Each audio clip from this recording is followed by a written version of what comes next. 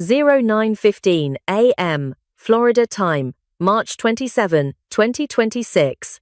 While the United Kingdom wakes up to the final, suffocating collapse of the House of York, a single digital footprint from Miami has just confirmed what royal insiders have feared for months. This is not just a business trip, this is a strategic evacuation. Welcome to this outspoken special investigation.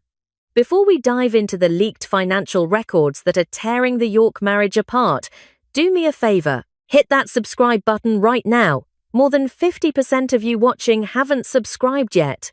And in a world of billionaire-backed media, your sub is the only thing that keeps this independent investigation alive. Turn on that notification bell. Because what we are about to reveal will change how you look at the royal family forever.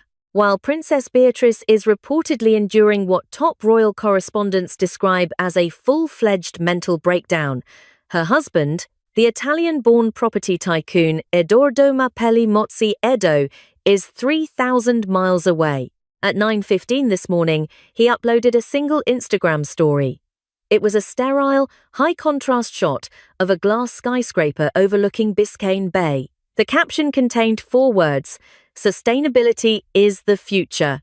There was no mention of his wife, no mention of his 2 young children. Most tellingly, there was no mention of the fact that 48 hours ago, his mother-in-law, Sarah Ferguson, was officially stripped of the freedom of the city of York by a unanimous vote. In the world of high-stakes public relations, this is known as absentee normalization.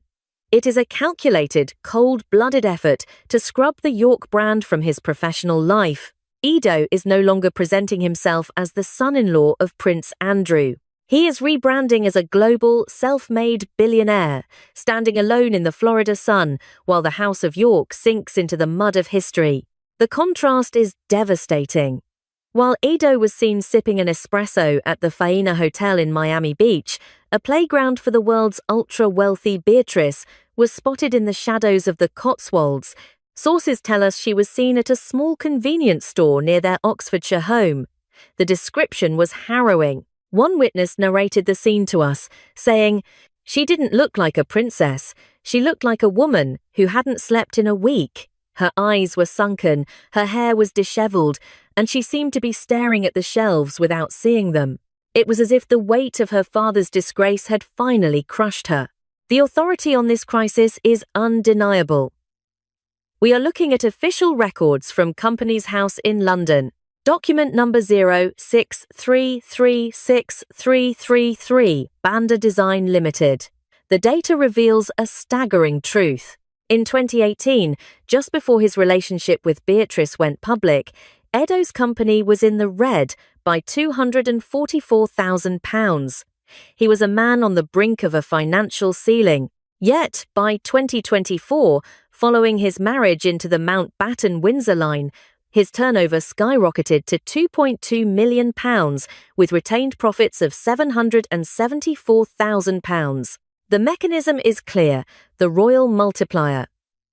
Step 1. Use the marriage to gain access to Middle Eastern investors and the elite Cotswold set. Step 2. Use the proximity to the crown to secure features in Vogue and Hello magazine, transforming a niche design firm into a global luxury brand.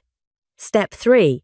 Now that the brand is self-sustaining, decouple from the source of the prestige the moment that prestige turns toxic. Royal insiders are now narrating a chilling dialogue that allegedly took place behind closed doors at Royal Lodge just weeks ago. According to these sources, when Beatrice begged Edo to stay and help her navigate the fallout of the latest Epstein document leaks, he reportedly told her, "I cannot let your family's past incinerate my company's future. My investors are looking for stability, not scandal." This is the exit strategy in real time. It is a mirror image of the tactics we have seen from the Sussexes. Just this week, as the House of York burns, Meghan Markle launched a new campaign on Instagram, a platform owned by Meta, the very company Prince Harry has spent the last year attacking for its negligence toward children. The hypocrisy is breathtaking. While Harry decries the dangers of social media, Meghan is reportedly preparing to place their young daughter, Lilibet, at the center of a new lifestyle brand. But why now? Because the House of York is no longer a shield, it is a target. The unanimous vote in the city of York to strip Fergie of her honours is the legal and social deadline. It signals that the protection of the crown has vanished. For a man like Edoardo Mozzi, a man driven by the cold logic of property acquisition and brand equity, the calculation is simple. If the asset, the York name, is depreciating, you sell. You move your capital to Florida. You leave the crisis behind. As we speak, the tension in Oxfordshire is at a breaking point. Insiders say Beatrice is fighting for a marriage that her husband has already checked out of. He is building a penthouse life in Miami, while she is left to explain the sins of the grandfather to her children. Leave a comment below. Do you think Edo is a victim of the York scandal, or is he a calculated opportunist who used the crown to build his empire and is now cutting his losses? I want to hear your thoughts. We are on a mission to 700,000 subscribers to keep bringing you the truths, and stay tuned, because in the next section of this breaking report, we are exposing the secret escrow account in Florida that proves Edo's great escape was planned months before the first vote in York was even cast. The paper trail doesn't lie. Don't go anywhere. To understand why Edoardo Mozzi is currently standing on a sun-drenched balcony in Miami while his wife is reportedly crumbling in Oxfordshire, you have to follow the money. This isn't just a story of a marriage under strain. It is a clinical masterclass in a financial maneuver we call the prestige pivot. It is the mechanism of royal washing, the process of taking a struggling, debt-heavy business and scrubbing it clean using the borrowed luster of the British crown. To grasp the scale of this, we must look at the hard data. Official filings from Companies House, specifically for Banda Design Limited, reveal a stark reality. In 2018, just months before his relationship with Princess Beatrice became public knowledge, Edo's firm was reporting losses of over £244,000. By the standards of high-end London real estate, the company was gasping for air. Yet, 4 years later, that same entity reported a turnover of £2.2 million. How does a niche interior firm perform such a miraculous recovery during a global economic downturn? The answer lies in a 4-step mechanical pivot that turned Beatrice's royal blood into Edo's corporate gold. Step 1 is access. Before 2020, Edo was a well-connected socialite, but he lacked the golden ticket. Marrying the eldest daughter of Prince Andrew didn't just give him a wife, it unlocked a vault. Suddenly, he wasn't just a designer, he was family. This opened doors to ultra-high net worth individuals, billionaires from the Middle East, and private equity titans from the United States who don't just buy property. They buy proximity to the monarchy. In the world of the super-rich, an invitation to a wedding at Windsor is worth more than 10 years of marketing. Step 2 is valuation. This is where the royal markup comes into play. Once the marriage was finalized, Banda Design underwent a radical rebranding. It stopped being a company that merely renovated luxury flats and started being a provider of the royal lifestyle. When Edo appeared in the pages of Vogue and Hello magazine, he wasn't there as a businessman, he was there as a prince consort in waiting. This proximity allowed him to increase his service fees by an estimated 300%. Clients weren't paying for Italian marble, they were paying for the silent endorsement of the House of Windsor. Step 3 is accumulation. For 6 years, Edo leaned into this royal halo. He expanded his staff from a handful of associates to a team of 60 professionals, diversifying into architecture, property management, and global acquisition. By 2024, the retained profits reached £774,000. He had built a fortress of capital, all of it fortified by his wife standing in the line of succession. But then, we hit step 4, the exit. This is the moment where the strategy turns cold. In the high-stakes world of global investment, prestige can quickly turn into a toxic asset. As Prince Andrew's legal troubles deepened and Sarah Ferguson began losing her remaining honorary titles, the York name shifted from an asset to a liability. For a strategist like Edo, the calculation was simple. The royal washing was complete. He had the capital, he had the global portfolio, and he had the reputation. He no longer needed the Yorks. In fact, the Yorks were now standing in the way of his American expansion. The question that remains is chilling. Was this always the plan? Insiders suggest that Edo's sudden and frequent trips to Florida are not about expanding a business, but about establishing a permanent base, far away from the sinking ship of the House of York. While Beatrice is left to navigate the wreckage of her parents' reputation, the empire her name built is already being packed into shipping containers bound for Miami. There is a growing suspicion among those who know the couple that the silence coming from Edo's camp is a tactical choice. If the royal washing is over, what happens to the woman who provided the soap? The answer may lie in a series of leaked emails regarding a new corporate entity registered in Delaware, one that conspicuously omits any mention of the British royal family. The trail is leading to a destination that Beatrice might not be invited to. To understand the true scale of the crisis unfolding within the House of York, we must move beyond hearsay and enter the cold, digital corridors of Companies House in London. The evidence is not buried. It is hiding in plain sight under document number 06336333. This is the official audit trail for Banda Design Limited, and it tells a story of financial opportunism that makes the current marital strain look like a calculated business exit. The trajectory is undeniable.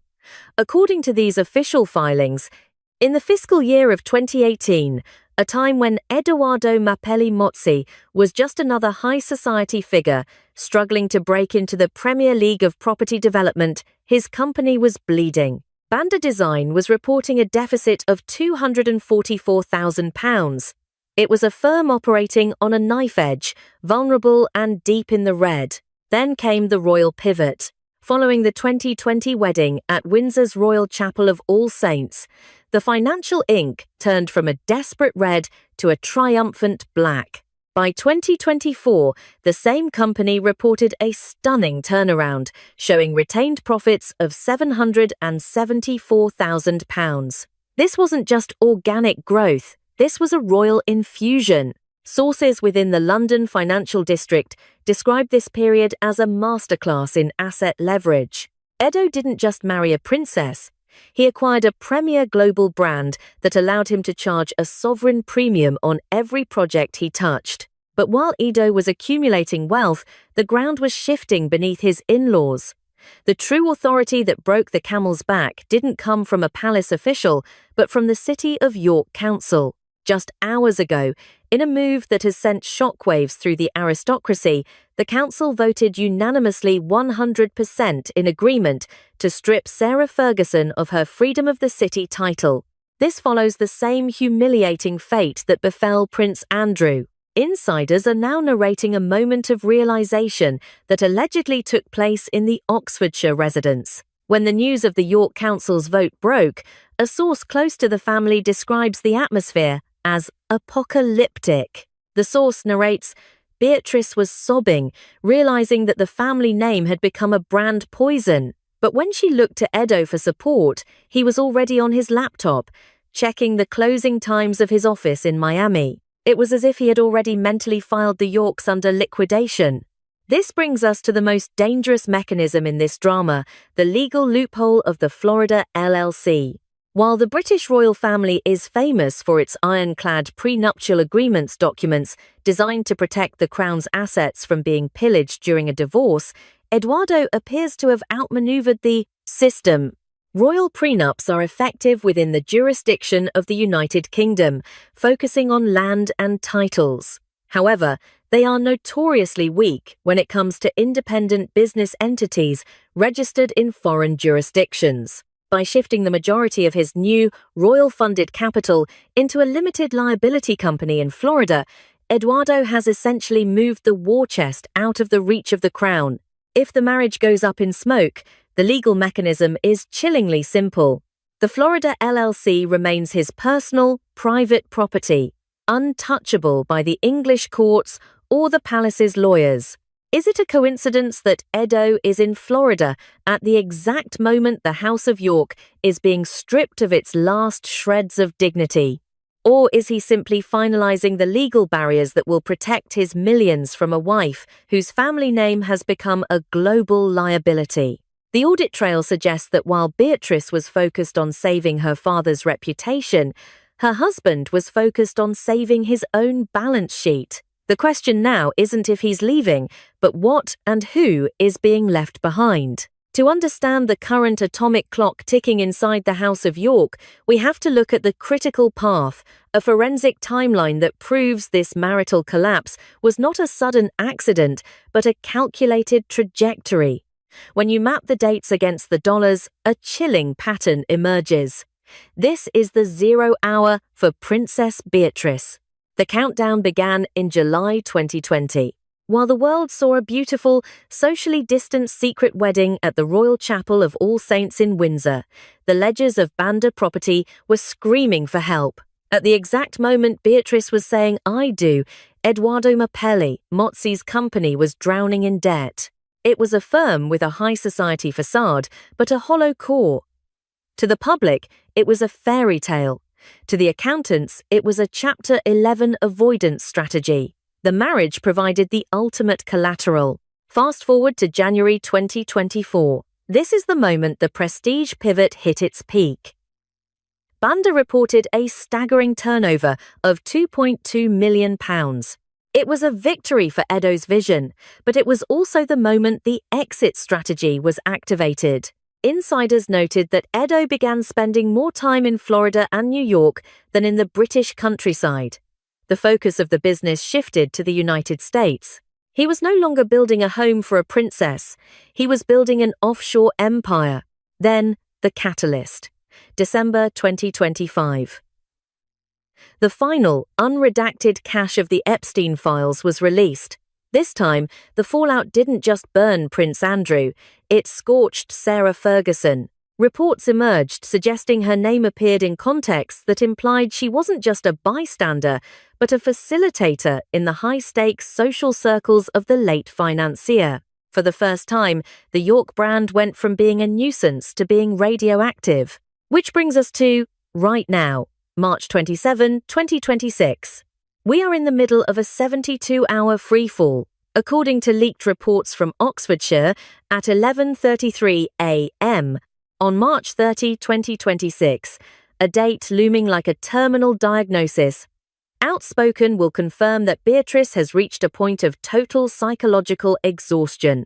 Sources describe a woman blindsided by the dual betrayal of her parents' past and her husband's cold future. While Beatrice is reportedly in the middle of a full-fledged mental breakdown, the calendar is moving toward a final legal cliff. March 31, 2026. This is the hard deadline for Prince Andrew and Sarah Ferguson to officially vacate Royal Lodge. This isn't just a change of address, it is a total financial and social decapitation. When they lose that house, they lose the last physical symbol of their royal status. And here is the point of no return. Edoardo is already in Florida, standing on a balcony, watching the waves. He is not at Royal Lodge helping with the packing. He is not in Oxfordshire holding his wife's hand. He is waiting for the clock to hit midnight on the 31st. In the cold logic of a property developer, the York asset is about to be liquidated. The question every royal watcher is asking right now is, why hasn't Beatrice left Oxfordshire to join him?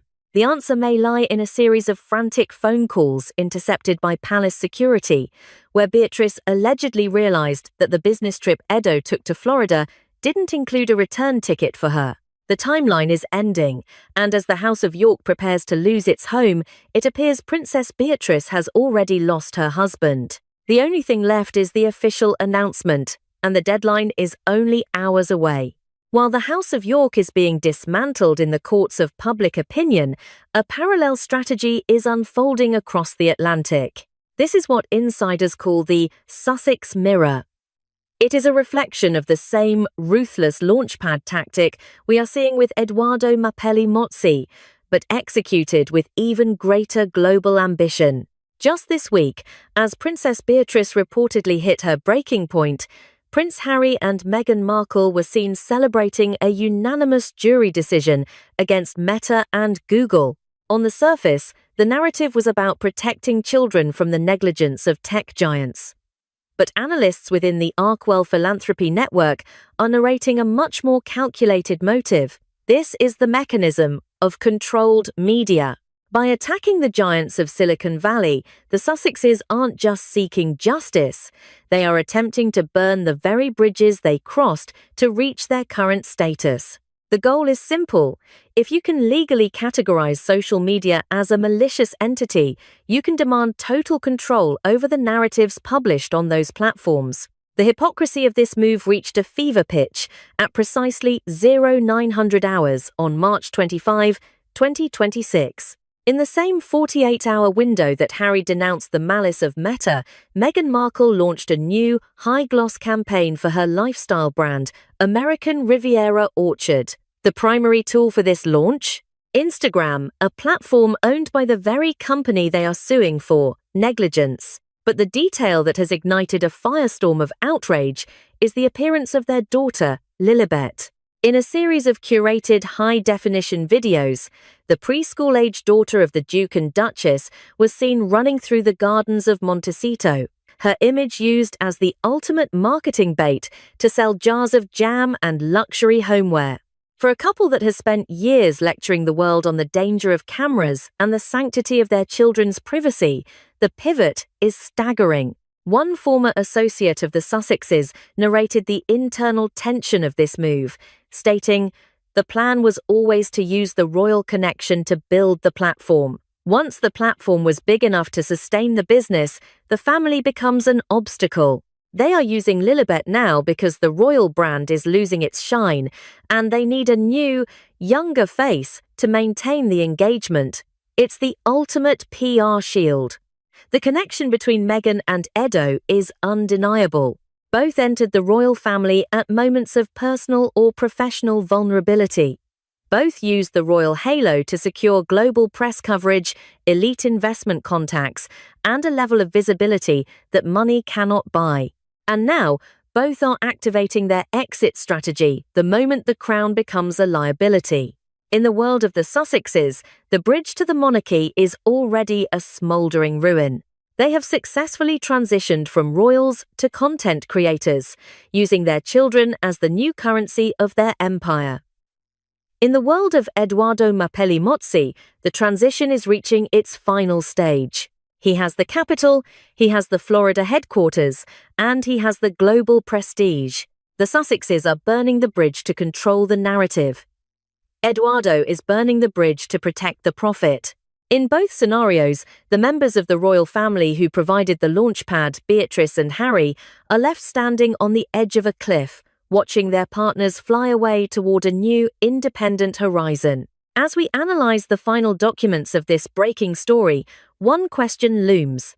If the Sussexes and Edoardo are all using the same playbook, who is the real architect behind these coordinated royal exits?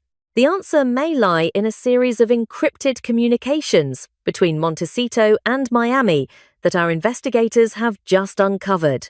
The royal divorce isn't just about a marriage, it's a global corporate restructuring, and the final signatures are about to be signed. As the clock ticks toward the March 31 deadline for the Yorks to vacate Royal Lodge, the question on every royal watcher's mind is no longer if this marriage will end, but how.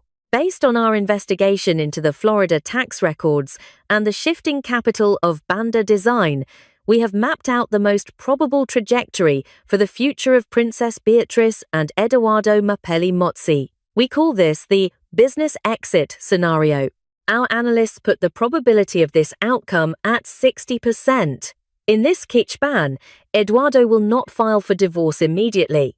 To do so now, in the middle of the York family's public disintegration, would be a PR catastrophe for his ultra-high net worth clients. These billionaires do not invest in scandal, they invest in stability. Instead, Edoardo is expected to activate a strategy of geographical separation. The plan is clinically simple. Edoardo will establish his permanent residency in Florida, spending 10 months of the year overseen by his American LLCs. Beatrice will remain in the United Kingdom, tasked with the impossible job of managing the wreckage of her parents' reputations and raising their children in the shadow of the crown. On paper, they remain married. In reality, the Atlantic Ocean becomes a $12 million barrier. Why this approach? Because Edoardo needs a bleaching period. He estimated that he needs at least 24 more months to completely scrub the York brand from his corporate identity. He needs to transition from the royal husband to the global architect before he can risk the finality of a divorce. By the time the papers are eventually signed in 2028, the public will have already grown accustomed to seeing them apart.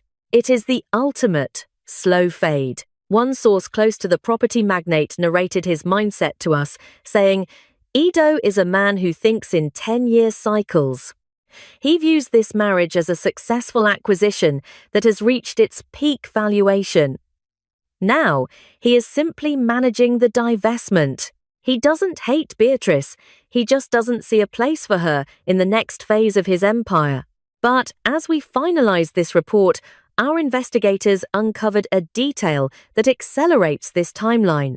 It is the ultimate smoking gun found in the latest Florida tax filings for March 2026. Within a series of encrypted escrow accounts, we found a deposit for a $12 million penthouse in an ultra-private development in Miami.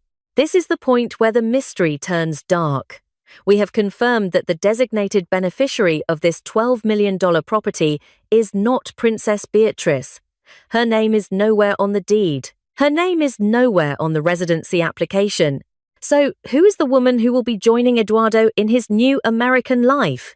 The answer lies in a name from his past, a name that hasn't been mentioned in royal circles for years, but has suddenly resurfaced in the private social clubs of Miami Beach. We are currently verifying the identity of this individual with 2 independent sources.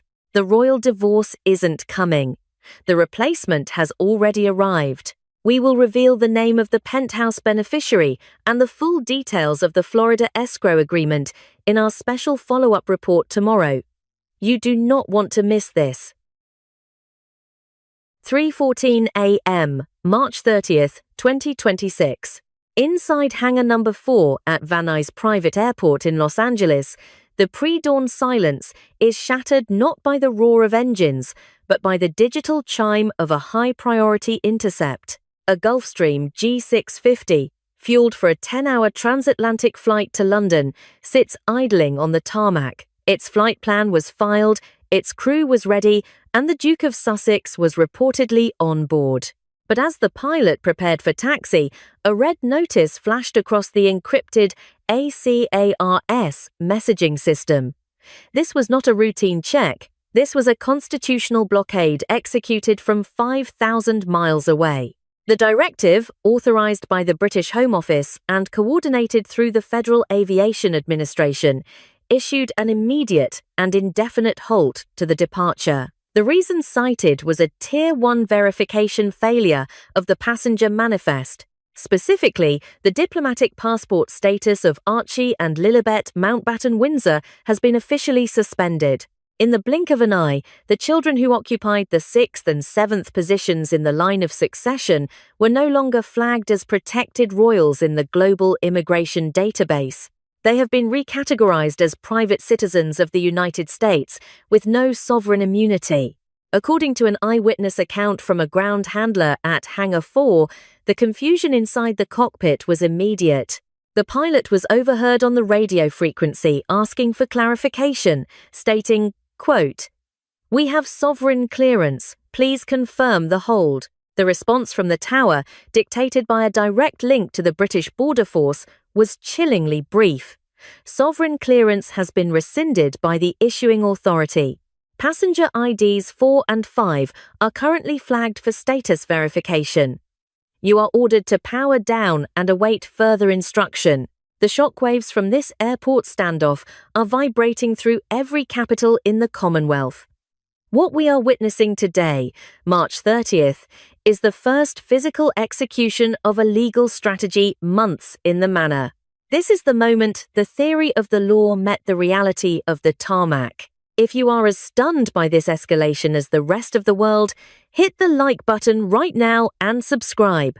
We are tracking this breaking story second by second, and you do not want to miss the forensic breakdown of the documents that made this happen. The mechanism used to trigger this freeze is a specific, rarely invoked emergency clause known as the verification of dependent status. It allows the British Home Office to pause the diplomatic privileges of any individual whose legal claim to those privileges is under formal review. This is the Ko Thang Thum Quen, the ladder of authority. At the base, we have the initial audit of royal expenditures. In the middle, the British Border Force and the FAA. At the top, a direct mandate from the Privy Council. Inside the cabin of the Gulfstream, the atmosphere was reportedly one of absolute panic. A source close to the airport security team claims that Prince Harry was seen pacing the galley, frantically making calls on a secure line. He was allegedly heard shouting, "This is a violation of the Sandringham Agreement. You cannot trap my children here." But the response from London was a wall of silence. The Sandringham Truce has not just been breached, it has been vaporized. The catalyst for this unprecedented move traces back to a secret amendment to the 1917 Letters Patent, signed by King Charles III just 72 hours ago. This legal scalpel explicitly reserves diplomatic protection and succession rights only for those whose births are verified by a lawful biological union and witnessed by the state. By freezing the passports today, the Crown has effectively declared that the documentation provided for the Sussex children no longer meets the threshold of royal legitimacy. They are no longer royal, they are private. And in the world of international diplomacy, that distinction is the difference between an open gate and a locked cell. This is a developing story.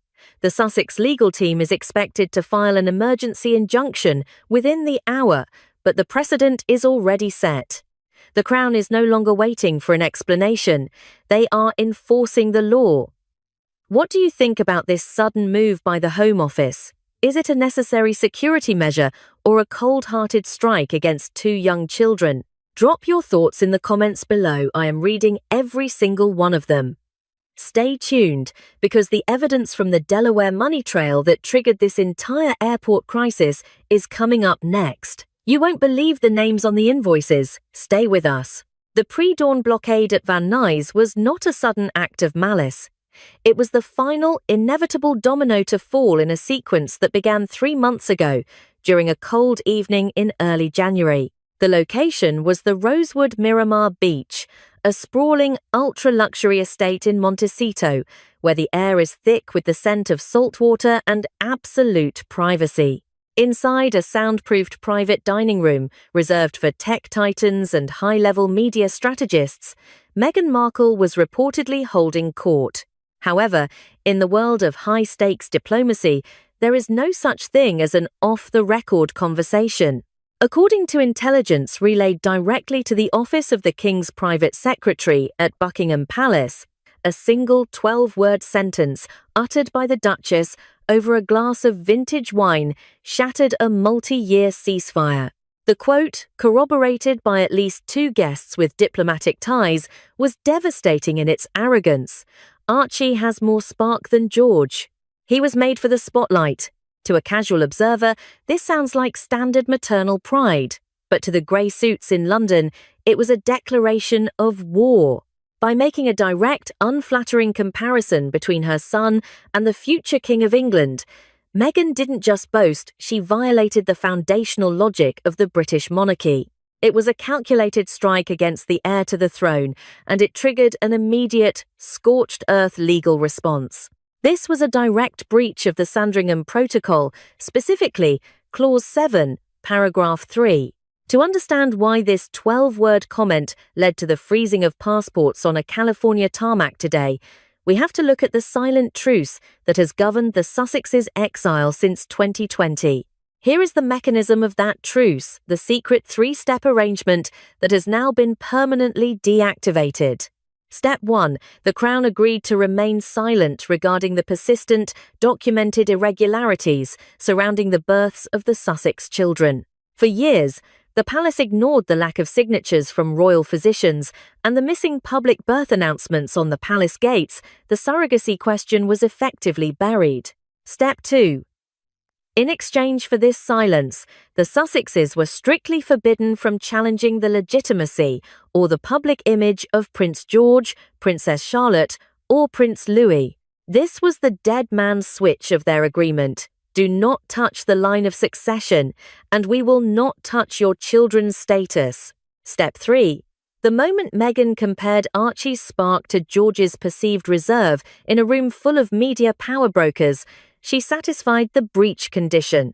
She wasn't just being a mother, she was building a rival court. She was suggesting that the spare was more fit for the throne than the heir. The consequence was swifter than anyone in Montecito anticipated. The King's private secretary, acting on a mandate from the Privy Council, officially terminated their Level 1 security status, known as RAVEC. But that was only the beginning. The breach of the Sandringham Protocol allowed the palace legal teams to do something they had been held back from doing for 6 years. They were ordered to reopen the forensic files on the birth of Archie Harrison. The days of looking the other way are over. The 12-word sentence was the catalyst, but what the investigators found next shifted the crisis from a family feud to a criminal investigation involving public funds. Because as the palace began to dig into the archives, they followed a digital paper trail that led straight to a shell company in Delaware. And what they found there specifically, a series of itemized medical payments, is about to change everything we thought we knew about the royal line of succession. The question is no longer about Spark, it is about a specific ledger entry that refers to Candidate 6. And the evidence is more damning than anyone could have imagined. The unraveling of a dynasty rarely begins with a public explosion. Instead, it begins with the quiet, methodical click of a forensic accountant's keyboard. While the world was distracted by the drama of interviews and memoirs, a specialized team operating under the strict confidentiality of the Privy Purse was following a digital paper trail that led away from the cobblestones of Windsor and straight into the opaque corporate laws of the United States. The epicenter of this financial earthquake is located at 1209 North Orange Street, Wilmington, Delaware. To the uninitiated, this is just a nondescript office building. To investigators, it is the most famous tax haven address in the world. This is the registered home of a shell company with a benign name, Sussex Global Health Initiatives. In the late months of 2025, an audit of the sovereign grant, the public money provided by British taxpayers for the upkeep of royal residences, flagged a series of highly irregular outflows. These funds were originally designated by Parliament for the extensive multi-million-dollar renovation of Frogmore Cottage. However, the forensic audit discovered that a significant portion of these funds did not go to contractors or historic preservationists. Instead, the money was siphoned through a complex web of offshore accounts before landing in the ledger of Sussex Global Health in Delaware. The itemized receipts recovered from this entity are nothing short of a constitutional catastrophe. Among the transfers for legal fees and consultancy, auditors discovered a specific disbursement of $82,000. The line item was not for medical equipment or charitable grants. It was listed, with chilling precision, as a live birth disbursement for Candidate 6. In the world of high-end, third-party reproduction, Candidate 6 is not a name. It is a contractual designation for a surrogate. This single document has effectively detonated the official narrative of Archie Harrison's birth. The world was told that the Duchess of Sussex gave birth at Portland Hospital in London on May 6, 2019. But the Delaware money trail suggests a different reality, a massive financial transaction for a birth involving a third-party surrogate, funded not by private wealth, but by siphoned British taxpayer money. The Ko Thang Thum Quen, the ladder of authority, is now crushing the Sussex defence. On the first level, we have the itemised invoices. On the second, a joint investigation has been launched between the Internal Revenue Service in the US and HM Revenue and Customs in the UK. This is no longer just a family dispute. It is a cross-border financial crime investigation involving the misuse of public funds for private, undisclosed medical arrangements. But the third level is where the true ban and the verdict lies. The British monarchy is governed by the Act of Settlement of 1701. This ancient but absolute law dictates that only those born of the body of a lawful royal marriage are eligible for the line of succession. This phrase is the biological firewall of the crown. If the Delaware records prove that a surrogate was used, then by the very definition of British constitutional law, Archie and Lilibet are legally ineligible to hold titles or places in the succession. The precision of the candidate's sixth entry has stripped away the sanctity of the royal birth and replaced it with a contractual transaction. The King's legal team is now faced with a dual threat crisis, a financial fraud against the crown and a fundamental breach of the bloodline's integrity. As of this morning, March 30th, the authorities in London and Washington are comparing notes.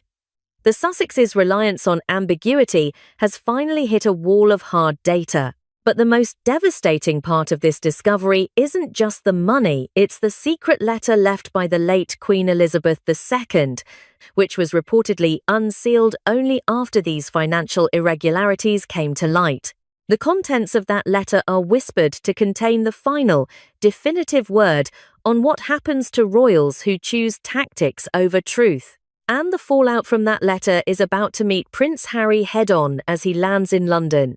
On March 15, 2026, the Duke of Sussex touched down at Heathrow Airport alone. He arrived not with the fanfare of a visiting royal, but with the frantic energy of a man attempting to outrun a collapsing reality. The Delaware money trail had been exposed, the candidate's 6 files were being scrutinized by the Home Office, and the diplomatic status of his children was hanging by a thread. Harry had reportedly travelled to London to secure a private audience with his father, King Charles III, hoping for a family dispensation, a royal bypass of the mounting legal crisis. He was met instead with a steel wall. The king was unavailable. In his place, representing the sovereign power of the British state, was Princess Anne. The meeting did not take place at a palace in London, but at the secluded library of Gatcombe Park. According to high-level palace insiders, the encounter lasted exactly 48 minutes. In the rigid lexicon of royal etiquette, the details of this meeting spoke louder than any public statement. There were no cameras, no welcoming committee, and perhaps most tellingly, no ritual tea service. In the world of the Windsors, to be denied tea is to be told you are no longer a guest of the family, but a subject of the state. Harry was reportedly left standing for a portion of the meeting as the Princess Royal laid out the Ban An, the ultimate constitutional verdict. The Ko Thang Thum Quen used in this confrontation was absolute. Anne presented the Duke with a document signed on January 18, 2026, a formal amendment to the 1917 letters patent. This amendment, which had already received the unanimous approval of the Privy Council, was a legal cage designed specifically to address the Sussexes' tactics. The document explicitly redefined the conditions of royal legitimacy. It clarified that titles and succession rights are not a birthright to be marketed, but a state-sanctioned status reserved strictly for those born of a lawful biological union. Anne reportedly made it clear that the monarchy is a state institution, not a family business that can bend its rules for a favoured son. Harry's defence that his children were being punished for the modern choices of their parents was met with the cold, devastating logic for which the Princess Royal is famous.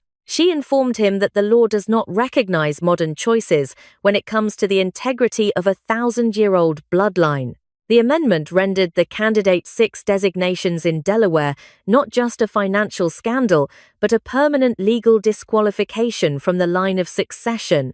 As the meeting hit the 48-minute mark, the Princess Royal stood up, signaling its conclusion. There would be no reconciliation. There would be no special waiver. The king had effectively delegated the unpleasant business to his most disciplined sibling to ensure that emotion would not interfere with constitutional duty. Witnesses at the airport later that evening described the Duke of Sussex as looking shattered.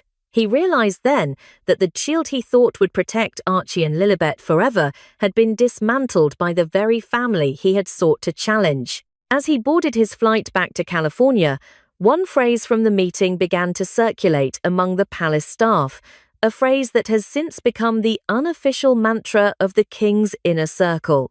When asked later by a senior aide if a middle ground could be found with the Sussexes, Princess Anne reportedly replied with a chilling finality.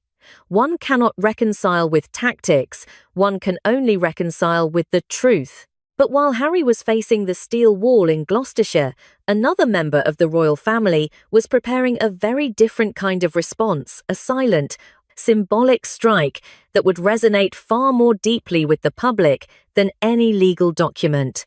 The silent enforcer was about to step into the light. While the chaotic energy of the royal reclamation brand failure was still reverberating through the American tabloids, a very different kind of power was being demonstrated across the Atlantic. On one side of the ocean, there was noise, merchandise, and a desperate clamor for relevance. On the other, there was silence, but it was a silence so heavy with meaning that it drowned out every slogan Meghan Markle tried to print on a T-shirt. The countermove did not come from a lawyer or a press secretary. It came from the Princess of Wales, Catherine, who stepped into the role of the silent enforcer on March 25, 2026. The setting was St Thomas's Hospital in London. It was a stark departure from the glitzy, high-stakes political fundraisers of Montecito. There was no entourage, no pre-arranged fanfare, and no paid media strategists. Catherine simply appeared, ostensibly to visit a children's oncology ward. But for those who understand the visual diplomacy of the monarchy, her attire was a deafening shout. Pinned securely to her navy coat was Queen Elizabeth II's Jubilee Star brooch. This is an exceptionally rare heirloom, encrusted with hundreds of diamonds, and it is governed by a strict set of unwritten protocols. In the lexicon of royal jewelry, this specific piece is reserved strictly for monarchs or their direct successors. By wearing it today, Catherine was performing an act of symbolic exclusion. Here is the how it works mechanism of visual diplomacy, the 3-step process the palace uses to signal a constitutional shift without saying a single word. Step 1. The selection.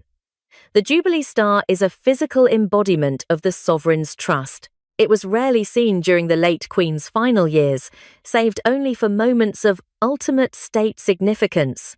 Step 2. The placement. By wearing it alongside her Royal Victorian Order sash, Catherine was reminding the world that the crown is not a brand to be reclaimed or marketed. It is a hereditary trust. The message to the Montecito mansion was unmistakable. George is the heir, and his path is protected by the full weight of the royal archives. Step 3. The result. The optical defeat of the Sussexes was immediate. While Meghan was trying to sell the idea of a stolen birthright through a picture book, Catherine was wearing the actual, physical evidence of the succession. She was showing the world that you cannot manufacture majesty with a California trademark filing. However, the silent enforcer did not act alone. While Catherine was dominating the global imagery, the Kothang Them Quen, the ladder of authority, was moving in the background. The Royal Trademark Office, acting on a direct instruction from the Palace Legal Protection Unit, issued a massive cease and desist order against royal reclamation. The legal filing was 73 pages long, outlining the unauthorized use of King George VI, coat of arms, and the illegal commercialization of sovereign symbols. The palace essentially declared the Sussex brand a fraudulent representation of the monarchy. Vendors associated with the launch were warned that continuing to sell the future monarch merchandise would result in immediate litigation under the Crown's intellectual property protections. The Royal Reclamation Campaign, intended to be Meghan's financial lifeline, was paralysed within 48 hours. The brand was not just controversial, it was now legally toxic. But as the legal net tightened around the Sussexes' commercial ventures, the ultimate blow was being prepared in the shadows of Windsor. Because while the public was focused on brooches and T-shirts, a single sheet of paper, a secret letter from the late Queen, was being brought to the King's desk, and its contents would provide the final, devastating answer to the Candidate 6 mystery. The clock has officially started. Today, March 30th, 2026, the digital silence from Buckingham Palace was broken by a private diplomatic dispatch sent directly to the Sussex residence in Montecito. It is an ultimatum that carries the weight of 1,000 years of constitutional law. Prince Harry has been given exactly 10 days to submit Archie and Lilibet to independent third-party DNA testing verified by the Royal College of Surgeons. The deadline is April 9th, a date chosen with surgical precision, marking the anniversary of the passing of Prince Philip, the late Duke of Edinburgh.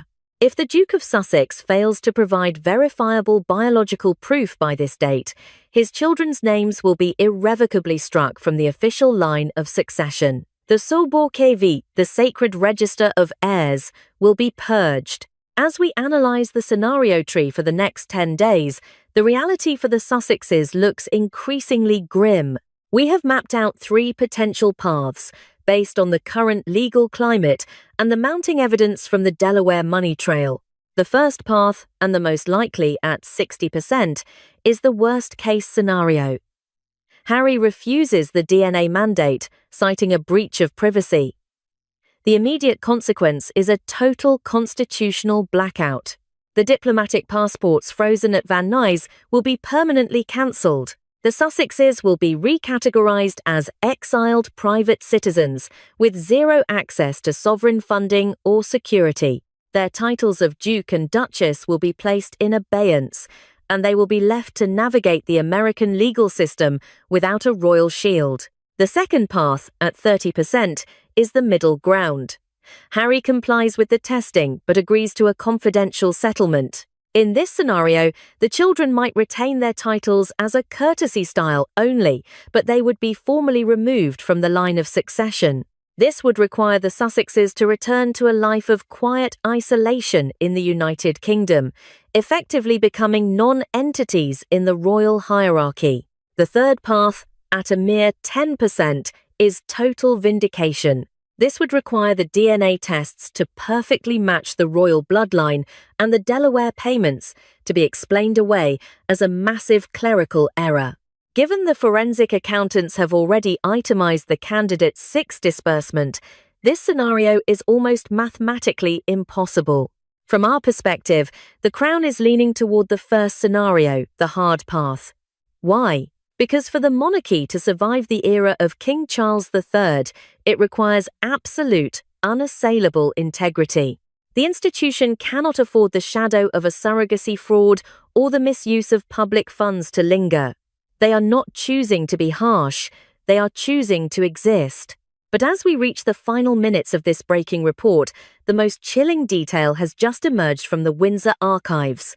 A secret letter, sealed by Queen Elizabeth II in 2019 and opened only this week by the Privy Council, contains a warning we all missed. It suggests that Candidate 6 was not merely a reference to a birth, it was a reference to a long-term commercial strategy to infiltrate and monetize the succession.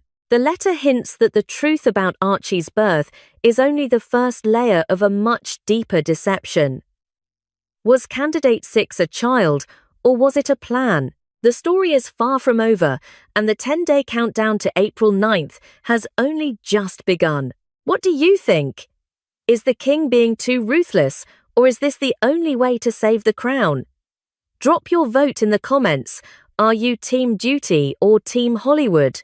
If you want to be the first to see the decrypted DNA results and the full text of the Queen's secret letter, you need to hit the subscribe button and turn on all notifications right now. This is the biggest constitutional earthquake of our lifetime, and we are the only ones following the money trail to the very end. Smash that like button to support the truth, and we will see you in the next update. The gates are closing. Do not get left behind.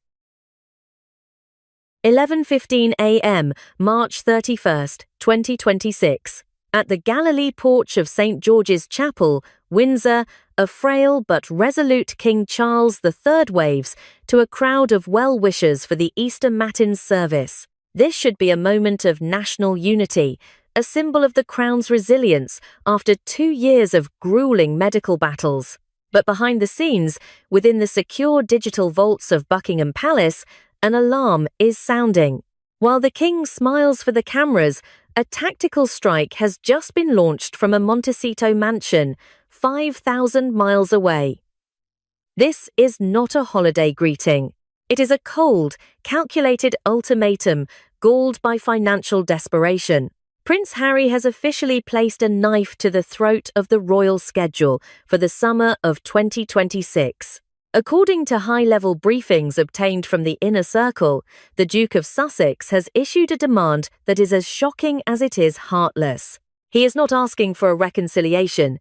He is demanding a formal security contract and guaranteed residence at Sandringham this coming August. The leverage?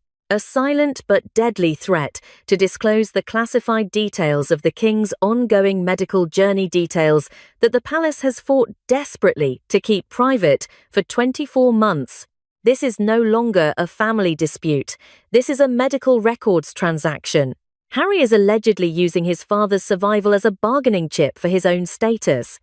If you find this level of calculation as disturbing as we do, hit the like button right now and subscribe. We are tracking this dossier in real time, and your support helps us keep the spotlight on these hidden maneuvers.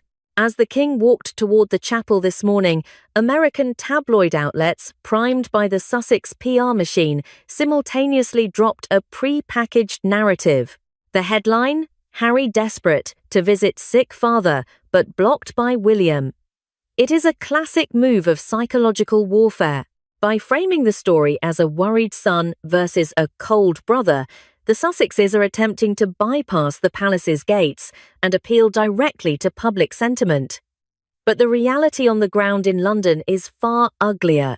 Royal biographers, including those who once stood inches from Harry during his better years, describe this latest move as obnoxious and entitled. They report that Harry's attitude has shifted from seeking forgiveness to demanding compliance. The narrative being spun from California suggests that Harry wants a family summer for the grandchildren, Archie and Lilibet. But internal sources at the Home Office tell a different story. The true objective is the royal umbrella. Harry recently lost his final legal appeal regarding state-funded protection. By forcing his way into Sandringham under the guise of a family visit, he triggers a loophole. If he is staying at a high-security royal residence as a guest of the King, the British taxpayer is once again forced to foot the bill for his round-the-clock protection. It is a parasitic financial maneuver disguised as a grandson's hug. The tension at Windsor this morning was palpable. While Princess Catherine appeared radiant, standing as a pillar of strength beside Prince William, her silence spoke volumes. Behind closed doors, the Prince of Wales has reportedly established what courtiers are calling an iron belt around the King. William has made it clear there will be no private audience for Harry. Every communication must now pass through a legal filter. Sources say William told his aides that they cannot trust a single word spoken in a private room because, within 48 hours, that conversation will be sold to a streaming giant or a New York publisher. The mechanism of this betrayal is precise. Step 1. Leak a story about wanting to visit to create a public expectation. Step 2. Set impossible conditions, like a full police escort, knowing the government will struggle to comply. Step 3. When the visit fails, blame the cruel royal family for depriving the children of their grandfather. It is a three-stage cycle of victimhood that has been running for 6 years. But in 2026, with a king fighting for his health, it has reached a breaking point. We want to hear from you in the comments. Is Harry's demand for a Sandringham invitation a genuine reach for family, or is it a calculated PR trap? Tell us your thoughts below. The crown is under siege, not from without, but from within. As we move into the summer of 2026, the Sandringham ultimatum will either be the moment Harry forces his way back into the fold, or the moment Prince William finally cuts the cord forever. Stay tuned as we break down the financial collapse, pushing the Sussexes to this desperate edge in our next update. To understand the sheer coldness of this 2026 Easter ultimatum, we must examine the tactical trail of breadcrumbs left by the Duke and Duchess over the last 24 months.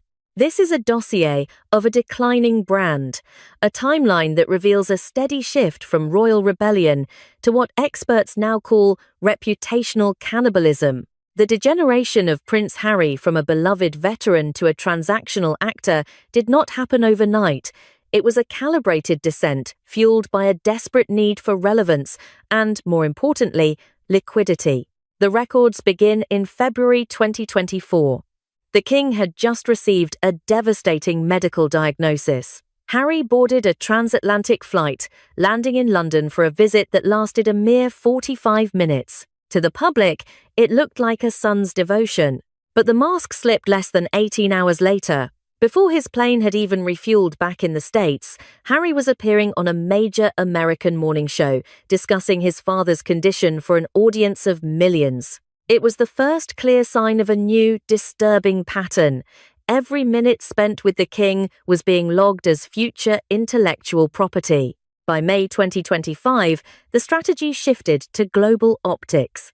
The Sussexes embarked on a series of high-profile tours through Nigeria and Colombia. They walked red carpets, inspected troops, and accepted honours as if they were still representing the British crown. It was a pseudo-royal circus that forced the British Foreign Office into an unprecedented corner. A formal memorandum was issued, explicitly stating that these visits were private activities with no representative status. They were cosplaying as royals while the real working family was struggling to maintain the monarchy's dignity amidst the king's ongoing treatment. However, the true point of failure occurred in November 2025. The Montecito dream hit a financial wall.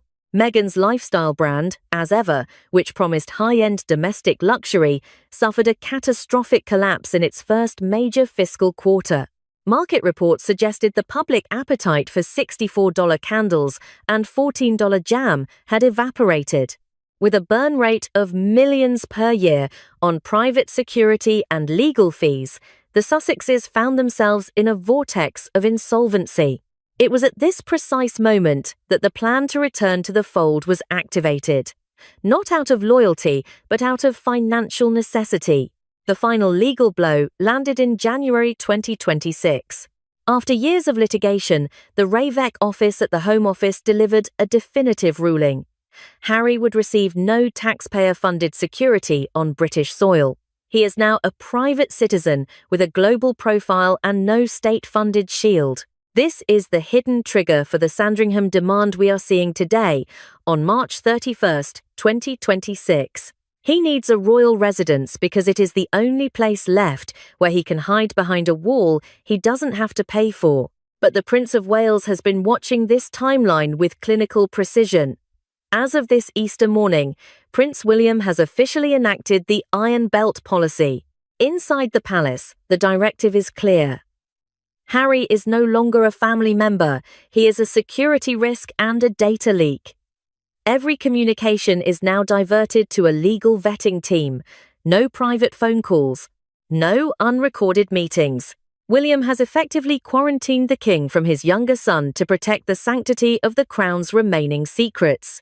As the king waves to the cameras today, he is being shielded not just from his illness, but from the predatory tactics of a son who has run out of options. The question remains, What happens when a desperate man finds every door to the palace is not just closed, but deadbolted from the inside? The dossier on the Sussexes' 2026 manoeuvres reveals a strategy far more cynical than a mere family holiday. While the Sandringham ultimatum occupies the headlines this Easter morning, a far more lucrative operation is being staged for the month of April. It is what analysts are now calling the parasite mechanism, a three-step tactical play designed to monetize a royal identity that the couple no longer officially possesses. This is the blueprint for their upcoming pseudo-royal tour of Australia, a mission where the objective isn't diplomacy but survival in the face of a collapsing financial empire. The first step of this mechanism is the enigma phase. Over the last 48 hours, timed perfectly with the King's public Easter appearance, a series of grainy, artistic photographs were leaked from the $14 million Montecito villa. They show the silhouettes of Prince Archie and Princess Lilibet from behind, playing in the golden California light. To the untrained eye, it is a rare glimpse into a private life. To the media strategist, it is a pre-activation of the market. By withholding the children's faces, Meghan creates an artificial scarcity, driving up the engagement value of the Sussex brand just days before they land in Sydney. It is a psychological lure designed to ensure every camera in the Southern Hemisphere is primed for their arrival. Step 2 moves from optics to hard currency, the Orbit package. For the April 2026 tour, the Sussexes have reportedly authorised a series of private interaction events in Sydney and Melbourne. For the staggering price of $2,000 American, wealthy donors can buy a seat in Meghan's orbit for a weekend gala. This is the cash for trash model in its purest form. They are selling the proximity to a royal title they were stripped of years ago, bypassing the palace and pocketing the profits directly. It is a commercialization of the crown that has left the Prince of Wales, William, in a state of quiet fury. In the hallowed halls of Windsor, this isn't seen as a business venture. It is seen as the liquidation of a 1,000-year-old legacy for the sake of a mortgage payment. The third and most dangerous step is security extortion. As they prepare to touch down in Australia, Harry's legal team has reportedly issued a demand to the Australian Federal Police for head-of-state-level protection. The mechanism is ruthless. If the Australian government agrees, the taxpayer pays for their private security, saving the Sussexes millions. If the government refuses, the PR machine is ready to pivot. They will claim that the King's grandchildren are being left defenceless in a Commonwealth realm. It is a move designed to embarrass the monarch and force his hand. The consequences of this pseudo-tour are already being felt in the long-term planning of the monarchy. King Charles is scheduled for a legitimate high-stakes official tour of Australia in October 2026, his first major overseas engagement since his recovery began. By saturating the Australian market with a monetised, scandal-laden version of royalty 6 months early, Harry and Meghan are effectively poisoning the well. They are turning a sovereign visit into a media circus, making it increasingly difficult for the real king to be heard over the noise of a former prince's financial desperation. As the sun sets on this Easter Sunday, the real question isn't whether Harry will get his invite to Sandringham. The question is, how much of the crown's dignity will be left standing by the time he's finished with Sydney? The audit of their Australian ledger is only just beginning, and the figures are as staggering as the betrayal. The days of the palace remaining silent while California fires its arrows are officially over. As we witness King Charles's resilient appearance this Easter morning, we are also seeing the first activation of the Windsor Firewall, a multi-tiered defensive strategy designed to neutralize the Sussexes' tactical maneuvers. For years, the royal family was criticized for their never complain, never explain mantra. But in 2026, the strategy has shifted. It is now contain, control, and codify. The era of sentimental leeway for Prince Harry has been replaced by a cold, bureaucratic blockade that is as legally binding as it is emotionally final. The first tier of this firewall is what insiders are calling the Anne Decree. Princess Anne, the Princess Royal, often cited as the firm's ultimate enforcer, has reportedly finalized an administrative restructuring of the royal household's property protocols. This is the enforcer phase. A new internal codicil now dictates that any non-working member of the royal family seeking to reside in a crown property even for a single night must obtain the explicit, written authorization of the Prince of Wales. In 2026, the signature of Prince William is the only key that unlocks the gates of Sandringham, Windsor, or Balmoral. By shifting the authority from the king to the heir, the monarchy has effectively removed the burden from a recovering father and placed it into the hands of a brother who has no intention of being manipulated. The second tier moves from property to the ledger. Classified documents from the Crown Estate, the multi-billion-pound organisation that manages the sovereign's land, reveal a startling new financial demand. Records show that Prince Harry has been issued a supplementary occupancy surcharge related to the previous use of Frogmore Cottage. The audit suggests that because the property was used for commercial content creation, specifically the filming of the Netflix docuseries, it violated the original residential lease terms. The Crown Estate is now reportedly demanding a retrospective wear and tear fee, a move that strips away Harry's narrative of being a generous tenant who repaid his debts. It frames him instead as a contract violator, a detail that is reportedly causing a financial panic within the Sussex's accounting team as they prepare for their expensive Australian tour. But perhaps the most devastating tier of this defence is the psychological void established by William and Catherine. The Prince of Wales has reportedly funded a specialised rapid response unit within Kensington Palace. Their sole directive: to monitor California-based leaks and neutralise them with factual rebuttals within a 30-minute window.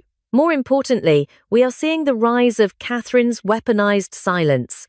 Despite being the primary target of Meghan's rumoured upcoming memoir, the Princess of Wales has opted for a strategy of absolute non-engagement. In the high-stakes world of American publishing, a tell-all book requires a he said, she said dynamic to drive sales. By refusing to provide a single reaction, Catherine is effectively starving Meghan's business model. Without a public feud to fuel the narrative, Meghan's potential book is becoming content dead before it even reaches a printer. This is not just a family feud, it is the systematic deconstruction of the Sussex's ability to monetize their grievances. As the royals attend their Easter lunch today, they aren't just celebrating the holiday, they are witnessing the success of a legal and psychological siege that has left the Montecito camp with plenty of accusations, but no audience left to buy them.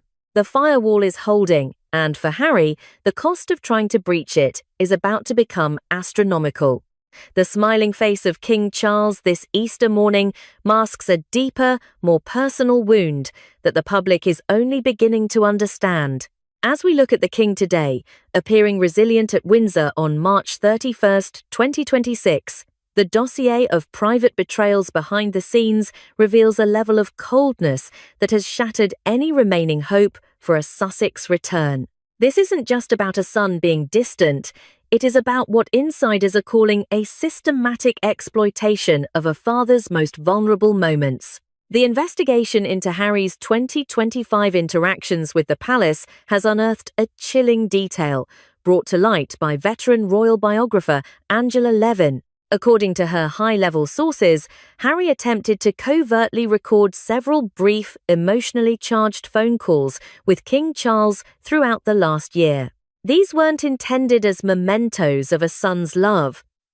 They were intended for the archived digital ammunition for future negotiations or media deals. Levin's account suggests that the King's staff discovered the recording attempts through a security sweep of the encrypted lines, leading to the immediate implementation of the no private contact rule we see in effect today. But the cruelty goes deeper than a hidden recorder. In 2025, while King Charles was undergoing intense sessions of chemotherapy at a private London clinic, Harry reportedly used their limited phone time to launch a barrage of legal demands. At a time when the king's doctors were advising him to avoid stress at all costs, Harry was allegedly pressuring his father to intervene in his ongoing security litigation at the High Court. Instead of asking about his father's pain or recovery, Harry was demanding that the sovereign override the British judicial system to restore his taxpayer-funded protection. Courtiers who witnessed the king's distress after these calls described the behavior as utterly selfish and devoid of basic human empathy. This pattern of vulture behavior isn't limited to Harry. The most shocking revelation in our 2026 dossier involves a secret project currently circulating among major New York publishing houses. While the king continues to fight for his health and lead the nation, Meghan has reportedly begun pitching a manuscript with a title that has sent shockwaves through the royal household: The Last Days of a Dynasty. To pitch a book about the end of a reign while the monarch is still alive and serving is the ultimate betrayal. It isn't just an autobiography, it is a commercial obituary being sold to the highest bidder before the subject has even passed. Analysts in the publishing world describe the pitch as a calculated play on morbid curiosity, designed to capitalize on the very uncertainty that the king's family is trying so hard to manage. It frames the Duchess of Sussex not as a family member, but as a media scavenger, waiting for a moment of national crisis to trigger a massive payday. This is the reality of the Sussex camp as of March 31st, 2026. They aren't just outsiders. They are viewed as a constant threat to the king's peace and the monarchy's stability. The Sandringham ultimatum isn't an olive branch. It is the final attempt by two individuals who have traded their family's secrets for a lifestyle they can no longer afford. Every smile the king gives to the cameras at Windsor today is a triumph of will over a son who has allegedly tried to monetize his father's every breath. The question hanging over the palace gates this morning is no longer if Harry will be forgiven, but how the Prince of Wales will ensure that this predatory cycle finally comes to an end. The stakes are no longer about a family holiday, they are about the very survival of the crown's dignity in the face of an unprecedented betrayal.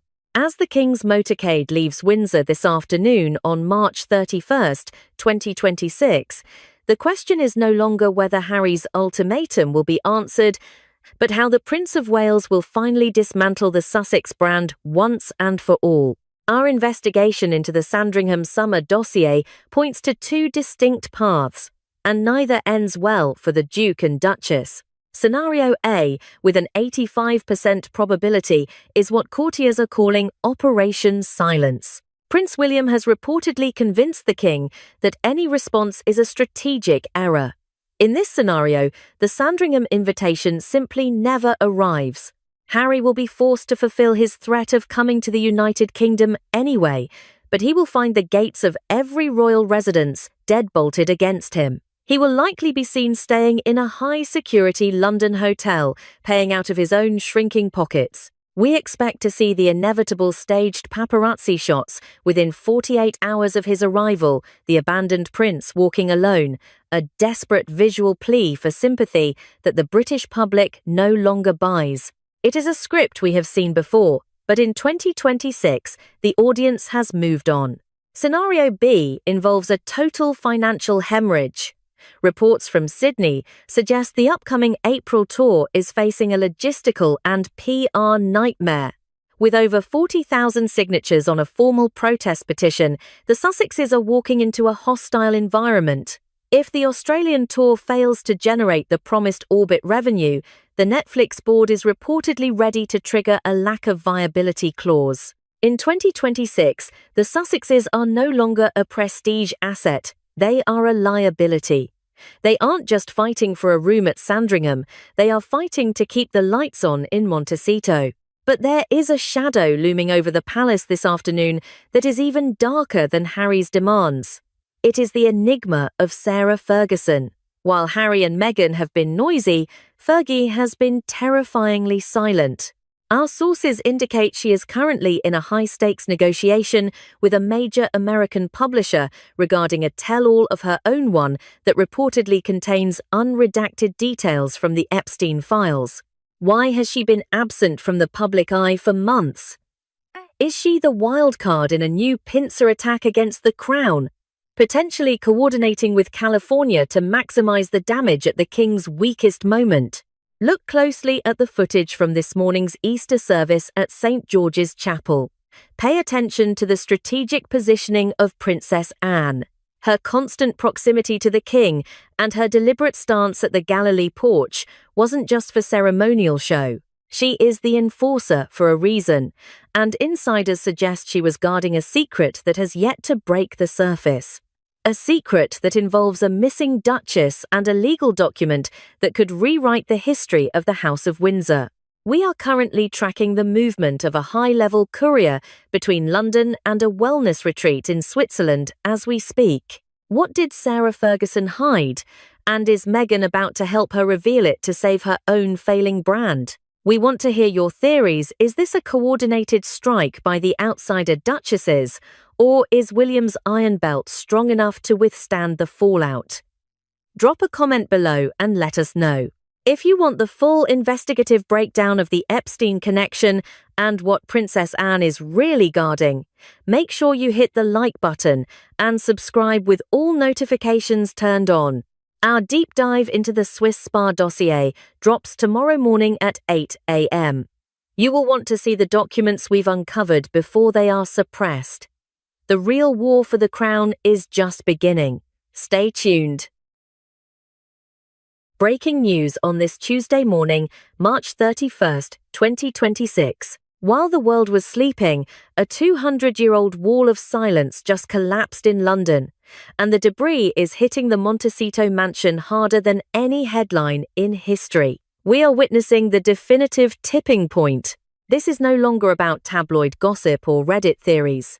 This is a red alert triggered by the most prestigious publication in the English language, and the legal implications are catastrophic.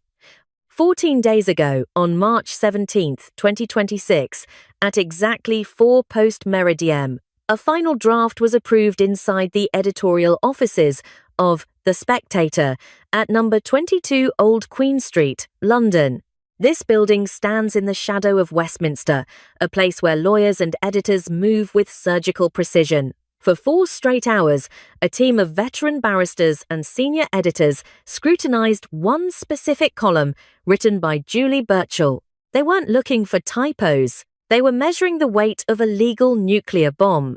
When the clock struck midnight, the article went live, and the world saw 15 words that changed everything. Burchell didn't ask if the rumors were true. She didn't speculate on potential associations. She bypassed the gatekeepers and asked a question that framed a yacht girl past as an established fact. She wrote, and I quote, "How many yachts was she a guest on before she met her prince? Was it double figures or triple?" Read that again, double figures or triple. In the world of high-stakes journalism, this is what we call a trapdoor sentence. By asking for a quantity, the author has already asserted the existence of the activity. And here is why this is causing a total blackout in the Sussex PR camp. The Spectator has been in print since 1828. It is older than the Crimean War. It is owned by the Barclay family, backed by institutional wealth and a legal defense fund that makes Hollywood lawyers look like amateurs. They do not print triple figures unless they have the receipts locked in a vault. If this level of investigative detail is what you've been waiting for, hit that like button right now and type truth in the comments. It takes 1 second to help this report reach those who are still being gaslit by the mainstream narrative. For 7 years, Meghan Markle has built a brand on being a victim of misinformation. She has sued the Mail on Sunday. She has pressured Spotify and Netflix. She has issued cease and desist letters to anyone who dared to whisper about her years in Toronto and the elite circles of Soho House. But since March 17th, there has been nothing. No lawsuit, no aggressive statement from her legal team at Schillings, no tearful interview about her truth. This is not a choice, this is legal paralysis. Under United Kingdom libel law, the burden of proof is intense. If Meghan sues The Spectator, she triggers a process called discovery. This means every flight log, every yacht manifest, and every bank statement from her years before Prince Harry becomes public record in a British courtroom. The Spectator is effectively daring her to sue them. They are standing at 22 Old Queen Street, holding the door open, waiting for her to step into the witness box. The silence from Montecito is a confession written in invisible ink. A senior PR expert recently summarized the situation behind closed doors, stating, "She cannot deny it because she knows they have the manifest. She cannot ignore it because the world is finally watching the mainstream media grow a backbone. She is trapped between a deposition and a total brand collapse." Think about the timeline here. On March 17th, the column drops. By March 20th, independent researchers began cross-referencing the double or triple claim with verified Mediterranean yacht schedules from the summer of 2016. By this morning, March 31st, the search volume for Spectator Yacht Question has spiked by 400%. The mechanism of this collapse is simple. Step 1. A legacy publication states a controversial past as a factual premise. Step 2. The subject fails to sue, signaling that the claim is legally defensible. Step 3. The rest of the mainstream media, previously terrified of lawsuits, now has a green light to investigate the same story under the protection of precedent. The wall didn't just crack, it vanished. Meghan Markle is no longer fighting a deranged conspiracy. She is fighting the institutional weight of the British establishment. And as we move into the afternoon hours of this breaking news cycle, the question isn't whether she was on those yachts. The question is, who was paying the bill and what did they buy with that money?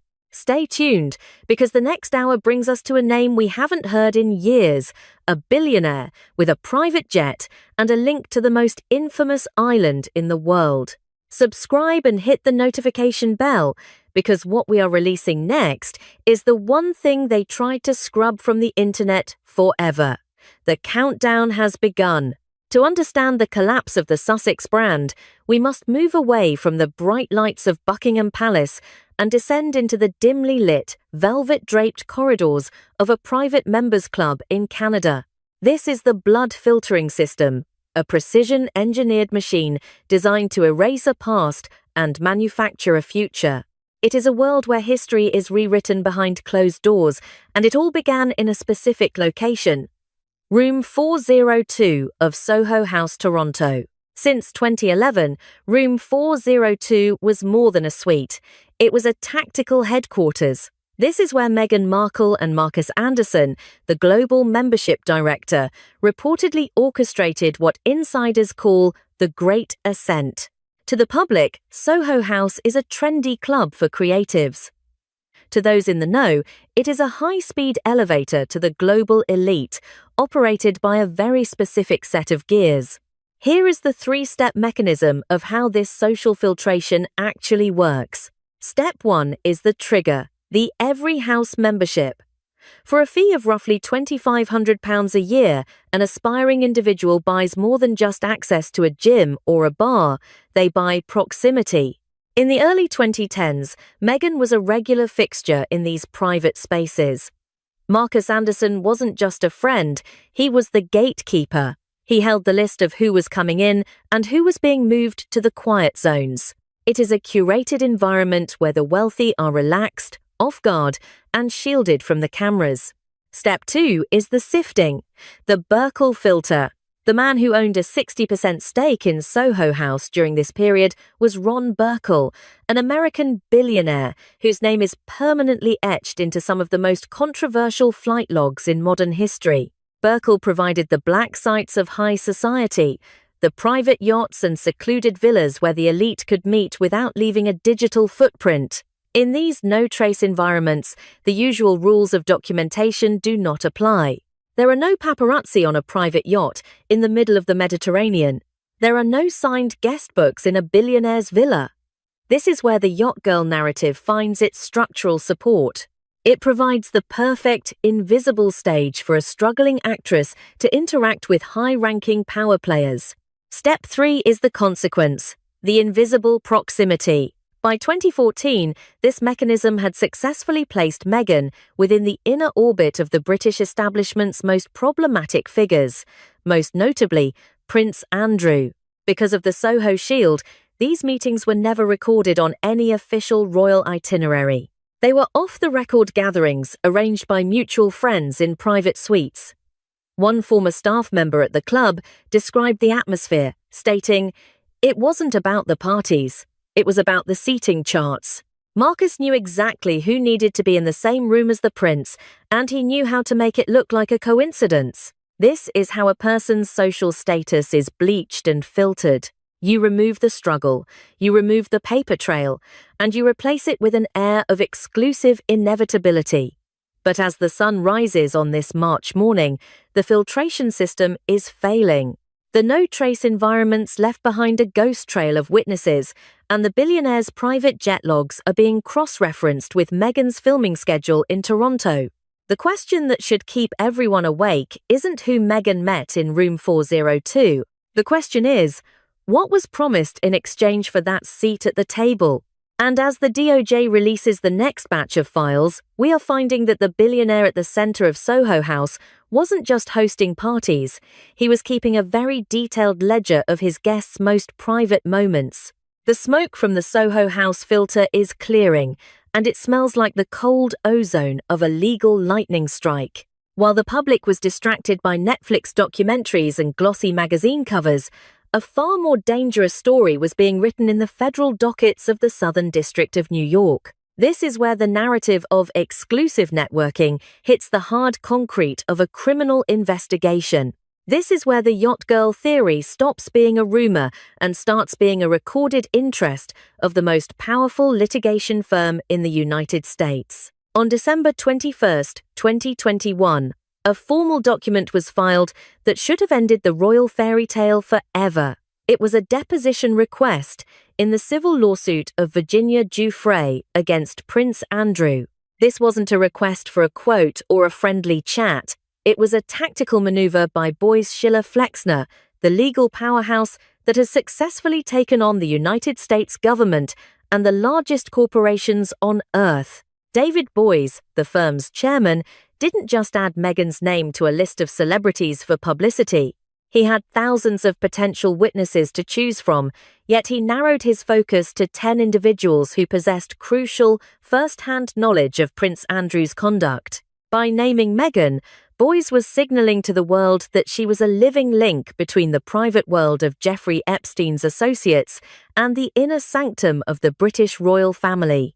An analyst who followed the case closely during that period noted the gravity of this move, stating, "David Boyce didn't choose Meghan because she was famous.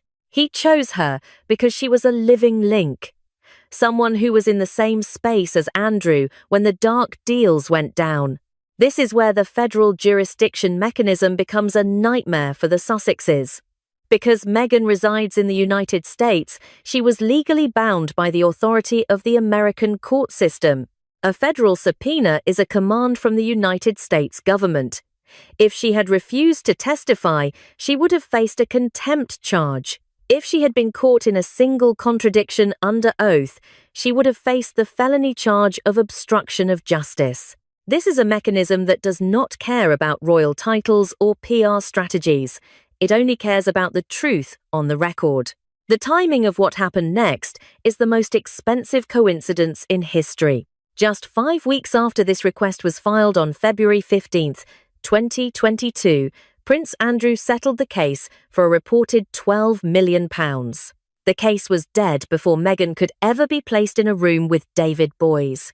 Ask yourself, why pay £12 million to stop a case that you claim is based on lies? The answer lies in the discovery process. Had Meghan been deposed, every yacht manifest from the Mediterranean in 2016, every private flight log from Ron Burkle's jet, and every seating chart from Soho House would have become public evidence. The £12 million settlement was an emergency brake, pulled at the last possible second to prevent the Yacht Girl network from being exposed in a federal courtroom.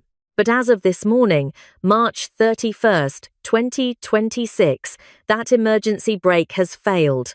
The civil settlement protected Prince Andrew, but it did not provide immunity for the witnesses. As the Department of Justice releases the next 3 million pages of the Epstein files, the living link is being exposed once again. The question is no longer about what Meghan saw on those yachts. The question is why the most feared lawyer in America was so certain she was there to see it. And as we look at the next set of documents, we find that David Boies wasn't just looking for a witness, he was looking for a confession. The blueprint of a social ascent is not written in press releases. It is written in the synchronized logs of luxury hotels and the hidden metadata of digital files. To understand why the Montecito PR machine is currently in a state of DEFCON 1 on this Tuesday morning, March 31st, 2026, we have to look at the ghost trail, the points where Meghan Markle's timeline collided with the elite world she claims she barely knew. Let's trace the digital footprints that were supposed to be erased. In September 2013, a quiet synchronization occurred in New York City. Official records show that Prince Andrew spent an entire month in Manhattan. During that exact window, Meghan Markle, then a cable television actress, was also documented in the city. Hotel residency logs from Midtown Manhattan show a perfect overlap. This wasn't a red carpet event. This was a quiet, unpublicized month where two people from supposedly different worlds occupied the same narrow radius of high-end real estate. Fast forward to July 2016. This is the official genesis of the royal romance. Marcus Anderson, the Soho House gatekeeper, arranges the first meeting between Meghan and Prince Harry in London. The world is told it was a blind date, but the metadata tells a different story. Just weeks later, in August 2016, the blue shirt photo was captured. This image, which shows Meghan smiling on a yacht off the coast of Formentera, Spain, has been the subject of intense scrutiny. Critics tried to debunk it, but the technical data from photographer Carlau Duca's original files remains a stubborn reality. While the world believed she was a newly smitten royal girlfriend, she was documented on a private vessel in the Balearic Islands. The timing is a razor's edge, a transition point between her yacht past and her royal future.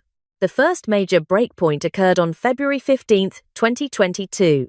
This was the day Prince Andrew paid a staggering £12 million to settle his civil lawsuit with Virginia Giuffre. For the public, it was the end of a scandal. For those inside the legal circle, it was the moment Meghan Markle escaped a federal deposition by a matter of days. If that £12 million hadn't been paid, Meghan would have been forced to explain under oath exactly what she was doing in those Manhattan hotels in 2013 and on those Mediterranean yachts in 2016. The protection began to crumble in January 2024. The United States Department of Justice declassified 3 million pages of the Jeffrey Epstein files. This was the moment Ron Burkle, the billionaire majority owner of Soho House, moved from the shadows of rumor into the light of federal documentation. The link between the clubs where Meghan lived her life and the network Epstein cultivated was no longer a theory. It was a matter of government record. This leads us to March 17, 2026. When The Spectator published those 15 words asking how many yachts, they weren't just asking a question. They were announcing that the media's gentleman's agreement to protect the Duchess had expired. As of this morning, March 31st, the atmosphere in Montecito is described by insiders as total tactical panic. This is DEFCON 1. For years, they relied on the fact that these dates were scattered across the internet in fragments. But now, for the first time, the mainstream media is connecting the dots into a single, unbreakable chain. The window of deniability is closing. The ghost trail has become a paved highway, and it leads directly to the front gates of the Sussex estate. But as the sun rises, a new set of flight logs has just been leaked from a private hangar in Teterboro, New Jersey, and they show a trip Meghan took in 2015 that was never supposed to be found. Today is the 31st of March, 2026. For most of the world, it is simply the end of a financial quarter. But inside the walls of the Sussex estate in Montecito, this date represents something far more ominous: the total structural failure of a decade-old legal shield. We are receiving reports from sources close to Arkewell that the atmosphere has shifted from tactical panic to what can only be described as terminal anxiety. The reason is a single document signed 12 years ago in a law office in Los Angeles. According to an insider within the Sussex organization, a comprehensive non-disclosure agreement, or NDA, signed in 2014 during the peak of Meghan's years on the television show Suits, is set to expire at exactly midnight tonight. This wasn't just any contract. In the industry, this is known as a legacy blanket, a legal instrument designed to bury the details of private networking, international travel, and social consulting work performed before a public figure enters a new phase of their career. One source described the situation behind the scenes, stating, "The legal team has been tracking this date for 3 years." In 2014, Meghan was moving through the highest tiers of the Soho House network, and several agreements were put in place to protect the identities of those she was introduced to. As of midnight, those protections vanish. The individuals who facilitated those trips, the yacht crews, and the fixers who managed the logistics are no longer legally bound to remain silent. This is why today is a point of no return. When an NDA of this magnitude expires, it creates a vacuum that is usually filled by the truth. But the expiration of the 2014 agreement is only half of the crisis. A second, even more explosive complication has emerged from the Mediterranean. 3 high-resolution images from the August 2016 trip to Formentera, the same trip where the blue shirt photo was taken, have reportedly been acquired by a major investigative outlet. These are not grainy, long-range paparazzi shots. They are professional-grade, clear images taken from the deck of the vessel. The shockwave comes from who else is in the frame. These photos reportedly do not just show Meghan and her circle of Soho House friends. They show a high-ranking, currently serving official from the British government. This individual's presence on a private yacht in Spain during that specific window was never recorded in any official government log or travel itinerary. It is a direct collision between the world of yacht networking and the highest levels of British state authority. The how it works mechanism here is devastating.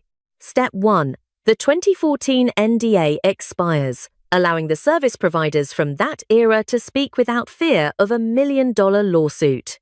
Step 2. The new Formentera photos provide the visual proof that the Yacht Girl network extended far beyond Hollywood, reaching deep into the halls of Westminster. Step 3. The mainstream media, protected by the precedent set by The Spectator on March 17th, now has both the testimony and the imagery to run the story as a matter of public interest. March 31st, 2026, is not just the end of a month, it is the expiration of a manufactured identity. For 10 years, this legal shield has acted as a dam, holding back a reservoir of inconvenient facts. But the concrete is cracking. When this shield finally shatters tonight, the entire sandcastle, the royal brand, the victimhood narrative, and the carefully curated history will be swept away by the tide. The question is no longer if the truth will come out, but who will be the first to speak when the clock strikes 12. Because as the legal barriers fall, we are finding that the Yacht Girl past wasn't just a chapter in a biography, it was the foundation of everything that came after. And as the sun sets over California, the most dangerous witness isn't a journalist or a royal critic. It is the digital memory of a billionaire's yacht that was never supposed to be seen. As the sun sets on this Tuesday, March 31st, 2026, we are witnessing the final minutes of a decade-long era of curated secrecy. The walls of the Montecito fortress are not just cracking, they are being dismantled by the very mechanisms of truth that were once suppressed. We have analyzed the data, tracked the legal timelines, and consulted with insiders who have seen the unredacted ledger. The board is set. Based on the evidence, there are only 3 possible paths forward for the Duchess of Sussex, and one of them is already in motion. Scenario 1. The Montecito blockade. This is the good scenario for the Sussex camp, with a 10% probability of success. In this version, Meghan continues her total public silence, while her legal team at Schillings attempts to quietly buy out the rights to the new Formentera photos or issue enough gag orders to terrify smaller outlets. However, this strategy was rendered obsolete on March 17th. You cannot bully a 200-year-old institution like The Spectator. Once the mainstream dam has broken, a private lawsuit is like trying to stop a tsunami with a beach umbrella. The precedent is set, and the yacht girl narrative is now officially part of the public record. Scenario 2. The Fall Guy Maneuver. This has a 30% probability. This is a classic controlled demolition PR tactic. A former associate or a low-level staffer from the 2014 Soho House era steps forward to claim that the double or triple figures question was a case of mistaken identity or a harmless social misunderstanding. They will try to dilute the information by flooding the zone with alternate facts to confuse the public. But there is a fatal flaw in this plan. Metadata does not lie. The digital timestamps from the Mediterranean voyages in 2016 are too precise for a fall guy to erase. Scenario 3, the most realistic and devastating outcome, the Great Leak. We estimate a 60% probability that this is our current reality. Tom Bower, the forensic architect of reputational collapse, is reportedly finalizing the sequel to his bestseller, Betrayal. Unlike previous biographers, Bower doesn't just rely on interviews, he relies on follow-the-money forensics. Insiders suggest that Bower has secured the internal financial receipts from Soho House for the years 2014 through 2016. These ledgers allegedly show exactly who paid for the luxury suites in Toronto, and more importantly, which billionaire's corporate account settled the invoice for the yacht charters in Spain. Tom Bower has never lost a libel case in a British court. He doesn't move unless he has the smoking gun invoice. If he publishes the payment trail for those Mediterranean trips, the independent woman brand is finished. It transforms from a story of a self-made actress into a story of a high-end asset funded by the global elite. The pieces are falling into place, and the satisfied feeling of a completed puzzle is beginning to settle in. We are finally seeing the why behind the £12 million settlement and the how behind the most improbable royal marriage in a century. But as we conclude this report on the morning of March 31st, there is one final detail that even Tom Bower and the editors of The Spectator have been hesitant to touch. It is the ultimate ghost. When the United States Department of Justice unsealed the second batch of Jeffrey Epstein's flight logs, investigators noticed a specific entry from June 2015, a trip from Teterboro to a private landing strip near Toronto. The name of the guest on that flight was redacted a thick black line across the page. However, we have cross-referenced that redacted entry with the production schedule for Suits in Toronto during that exact week. The dates do not just align, they are a perfect, minute-by-minute match. We have officially filed a Freedom of Information Act request to unmask that specific blacked-out alias. The system is no longer just failing, it is turning on itself. The hunters have become the hunted. If this investigation gave you the clarity the mainstream media refuses to provide, hit that like button right now. Subscribe and turn on all notifications, because our next update will reveal the name behind that redacted line in the Epstein files. Type exposed in the comments if you are ready for the final chapter of this dossier. The clock has struck midnight, and the silence is over. It is 0900 hours on March 29th, 2026, and the facade of the Montecito dream has officially fractured. What we are witnessing today is no longer a rumor, it is a documented, strategic, and cold-blooded operation. Insiders are calling it the Great Decoupling, but the official files reveal something far more clinical, a professional divorce. For the past 6 months, the visual evidence has been undeniable. Prince Harry and Meghan Markle, once an inseparable brand, have effectively ceased to exist as a joint commercial entity. While Harry was documented traveling solo through Lesotho and attending private meetings in London, Meghan remained 3,000 miles away, appearing on various charity red carpets in Los Angeles, always alone, always smiling for a camera that Harry no longer shares.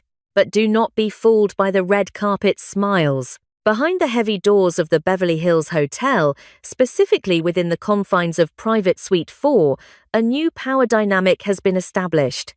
This is Meghan's reported war room. Sources close to the operation confirm that this suite has become the headquarters for a rebranding strategy that deliberately excludes the Duke of Sussex. The objective is clear. Meghan Markle is attempting to salvage her personal brand, American Riviera Orchard, by cutting the anchor that she believes is dragging her down. That anchor, in her eyes, is Harry. Before we dive into the classified business filings that prove this split, I need you to engage with this briefing. If you want the raw, unfiltered truth behind the royal headlines, hit the like button right now and subscribe to this channel. Drop a comment below with the word accountability if you believe the truth must come out. Your engagement ensures this investigation continues. The shift is not just cosmetic, it is legal. Recent filings in the state of Delaware reveal that the various subsidiaries under the Archwell Foundation are undergoing a radical restructuring. The power is being partitioned. The documents show a clear division of assets and intellectual property, creating two distinct lanes of influence. This is a mechanism designed for one purpose: protection. Meghan is reportedly convinced that the public's exhaustion with Harry's ongoing legal battles and his narrative of victimhood has poisoned her commercial potential. One insider, who was present during a high-stakes strategy meeting in late February, recounted the chilling atmosphere. They described Meghan's frustration as absolute and volcanic. According to this source, Meghan told her advisors, and I quote, "I cannot build a global empire on the back of a house husband whose only brand is his grievances." She reportedly believes that while she is ready for a solo venture, Harry remains stuck in a cycle that the American public has long since tuned out. The meltdown is fueled by a staggering collapse in infrastructure. Over 25 senior staff members have now exited the Sussex employment circle. Think about that number, 25. This is not mere turnover, it is a mass exodus. From the high-profile departure of Chief of Staff Josh Kettler after a mere 90 days to the loss of publicists and foundation directors, the pattern is consistent. The working environment is described as strenuous and mentally draining. One former staffer, speaking on the condition of anonymity, narrated the internal chaos, stating that they were expected to maintain emotional resilience in the face of constant setbacks. They recalled a moment where Meghan allegedly blamed Harry for the loss of their $20 million Spotify deal, claiming his lack of marketable content led to the cancellation. The reported dialogue was sharp. Meghan allegedly told him, "Your family drama is the only thing people wanted, and now that they have it, they are bored of us." This brings us to the financial reality of March 2026. With the Netflix contract officially concluded and donations to Archwell reportedly plummeting by $11 million, the professional divorce is a survival tactic. Meghan is attempting to pivot to a lifestyle brand, but the launch has been plagued by trademark rejections and inventory confusion. She blames the Harry factor for the lack of elite celebrity support. When the Obamas or the Kardashians distance themselves, Meghan does not look in the mirror. She looks at the prince. As we move into the final hours of this month, the question is no longer if they are separating their lives, but how much longer the public facade can be maintained. The professional split is complete. The financial lines are drawn. And Harry?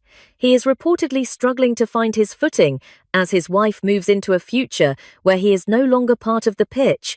The clock is ticking on their royal titles, and a certain office in London is watching every move in Suite 4. We have obtained details on what Thai 2 Williams' team is calling Operation Clean Slate. That is a story for the next chapter. Stay tuned. If you found this update vital, share this video immediately. The truth is unfolding in real time. The investigation into the Montecito collapse has reached a critical failure point, and it is documented in 48 pages of cold, legal finality. In January 2026, the United States Patent and Trademark Office, or the USPTO, delivered a crushing blow to Meghan Markle's commercial aspirations. The official ruling? A final, irreversible rejection of the trademark for American Riviera Orchard. This was meant to be the cornerstone of a global lifestyle empire, a venture that would finally decouple Meghan's financial future from the British crown. Instead, it has become a case study in the paper empire, a brand built on vanity without a foundation of legal or operational reality. The 48-page federal decision was scathing. It cited Meghan's attempt to monopolize a local geographic landmark, Santa Barbara, as a direct violation of federal law. This isn't just a bureaucratic hiccup, it is a total commercial shutdown. The timeline of this catastrophe reveals a steady, agonizing decline. We take you back to June 2025 in Washington, D.C., when the USPTO issued its second non-final rejection. At that moment, insiders report Meghan was forced into a frantic, high-cost overhaul of her entire inventory. Thousands of units of jams, candles, and kitchenware already packaged with the disputed logo had to be discarded or relabeled at a staggering loss. By September 2025, the financial walls began to close in. This was the month the $100 million Netflix contract officially expired. There was no press release, no celebratory renewal, and no future slate of projects. The industry trade papers reported a cold silence from the streaming giant. Sources within Netflix suggested the decision was purely data-driven. The Sussex effect had evaporated, leaving behind a massive operational void and a $100 million hole in their annual budget. The pressure shifted to Harry in December 2025. As he reached the milestone to claim his inheritance from the Queen Mother, a new legal nightmare began in London. The funds, intended to be the ultimate financial safety net for the Montecito lifestyle, became entangled in complex tax litigation and specific royal trust clauses that restrict the money's use for foreign commercial ventures. The bailout Harry promised was suddenly out of reach, trapped behind the very British bureaucracy he sought to escape. And now, in March 2026, the final pillar has fallen. Rumors from the publishing world in New York confirm that Harry's second memoir has been officially shelved. The publishers reportedly gave him a direct ultimatum: produce new, high-level royal revelations or return the advance. Harry, caught between a wife who demands more content and a family that has completely cut him off, reportedly had nothing left to give. The project was declared void of fresh material.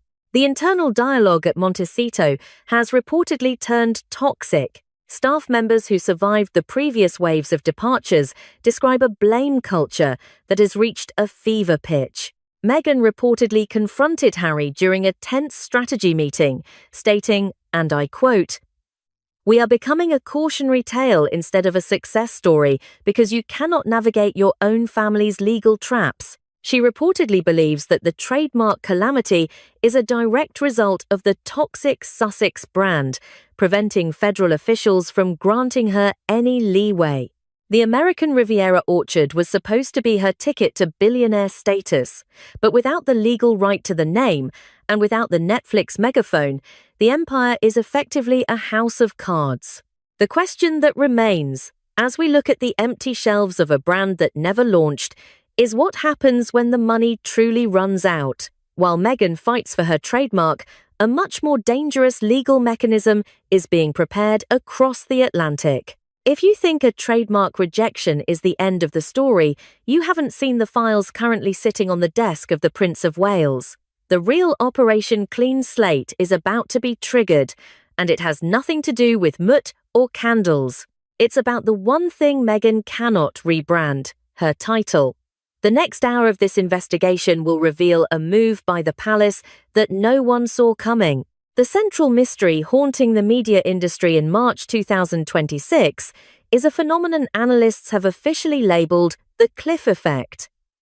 It is a recurring pattern of high-altitude launches, followed by a vertical drop into obscurity. From the much-vaunted Lemonada podcast deal to the silent stalling of the American Riviera orchard, the question isn't just why these projects fail, but how the same failure mechanism repeats itself with such clinical precision. This is not a matter of bad luck. It is a three-step operational cycle that has left the Sussex brand in a state of terminal stagnation. Step 1 is the announcement peak. This is the phase where PR firms are mobilized to create a massive surge in perceived value. The objective is to dominate the news cycle and leverage the royal title to secure high-value contracts. In early 2024 and throughout 2025, we saw this in full force: flashy announcements, glossy social media teasers, and the promise of a new era. This phase is designed to inflate the brand's leverage before any actual work is produced. However, the momentum invariably hits step 2, the operational void. This is where the loss of over 25 senior staff members becomes a fatal liability. According to internal reports from the Delaware-based shells through which they operate, there is often no infrastructure to catch the hype. When the cameras stop flashing, the actual production team is non-existent. Without experienced directors, logistics experts, or supply chain managers, the global empire is reduced to a couple of individuals in a Montecito home office attempting to manage multi-million-dollar expectations. The result is operational paralysis. Step 3 is the quality backlash. When a product finally trickles out, whether it is a limited run of hand-numbered jars of jam or a delayed podcast episode, it is subjected to the harsh light of royal expectations. The gap between the Duchess of Sussex's branding and the reality of the product creates a catastrophic disconnect. Critics and consumers alike have noted that the products often feel like white-labeled generic goods sold at a royal premium. This disconnect triggers the ultimate failure point. The mechanism is finally activated when corporate partners like Netflix or Lemonada demand the receipts. In the cold, data-driven world of 2026, prestige is no longer a substitute for performance. When these organizations audited the actual key performance indicators, the views, the conversion rates, and the inventory turnover, the data was reportedly abysmal. The trigger is pulled, contracts are cancelled, options are not renewed, and the funding dries up. This brings us to the most guarded secret within the Montecito walls: the mortgage reality. The $5 million a year overhead required to maintain their California lifestyle does not pause for failed trademarks. A source familiar with the couple's financial strategy describes a recent high-tension confrontation. Meghan reportedly expressed her disbelief to her remaining advisors, stating that her mere association with a product should be enough to bypass traditional market analytics. The reported dialogue was chillingly detached. Meghan allegedly argued that the numbers were an insult to her status, while the financial advisors pointed out that status cannot pay a $20 million mortgage without a viable product. As the financial cliff approaches, the desperation is palpable. The professional divorce we documented earlier is the direct result of this economic pressure. If Meghan cannot build an empire with Harry, the data suggests she will attempt to build one without him. But as the elite circles of Hollywood continue to close their doors, a new and far more dangerous variable has entered the equation. Across the Atlantic, the Prince of Wales is reportedly reviewing a file that could render any future rebranding attempt obsolete. The question is no longer about MUT or podcasts. It is about the one thing that still gives them a seat at the table and how quickly that seat can be removed. While the collapse of the Montecito commercial empire dominates the headlines on this 29th of March, 2026, a far more clinical operation is being executed 5,000 miles away in London. The transition of power is no longer a quiet evolution. It has become an absolute consolidation. Prince William, the Prince of Wales, has officially assumed the majority of the sovereign's executive responsibilities from King Charles. This shift marks the beginning of what insiders are calling the financial encirclement of Prince Harry. The evidence is not found in public statements, but in the sterile offices of the Duchy of Lancaster within Buckingham Palace. We have obtained reports of a leaked internal memorandum dated February 14, 2026. This document orders a comprehensive audit of every pound sterling allocated to non-working members of the royal family. The primary focus? The rattling costs of international security and legacy administrative support for individuals residing outside the Commonwealth. For Harry, this represents a total strategic withdrawal of the Crown's protective umbrella.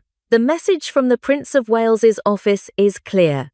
If you are not an active participant in the institution, you will no longer be subsidized by it. But the financial strangulation is only the first phase. In February 2026, a pivotal legislative move was initiated within the United Kingdom Parliament. This is a specific surgical bill designed to modernize the removal of titles.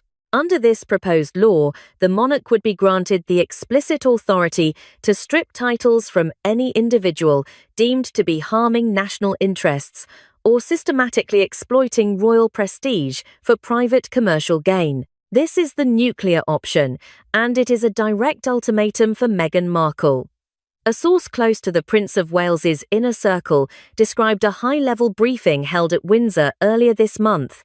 William reportedly addressed his senior advisors with a cold, pragmatic finality. According to the report, he stated, and I quote, "The title is a symbol of duty, not a marketing asset for a lifestyle blog. We have reached the point where the distinction between public service and private profit must be absolute. Those who choose the latter will find themselves without the former. The implications for the professional divorce in Montecito are catastrophic. Meghan's business model, the very foundation of American Riviera Orchard, is built entirely on the cachet of the Duchess of Sussex title. Without it, she is no longer a global figure of prestige. She becomes a former television personality with a struggling e-commerce venture. Harry is reportedly caught in the middle of this rising tide.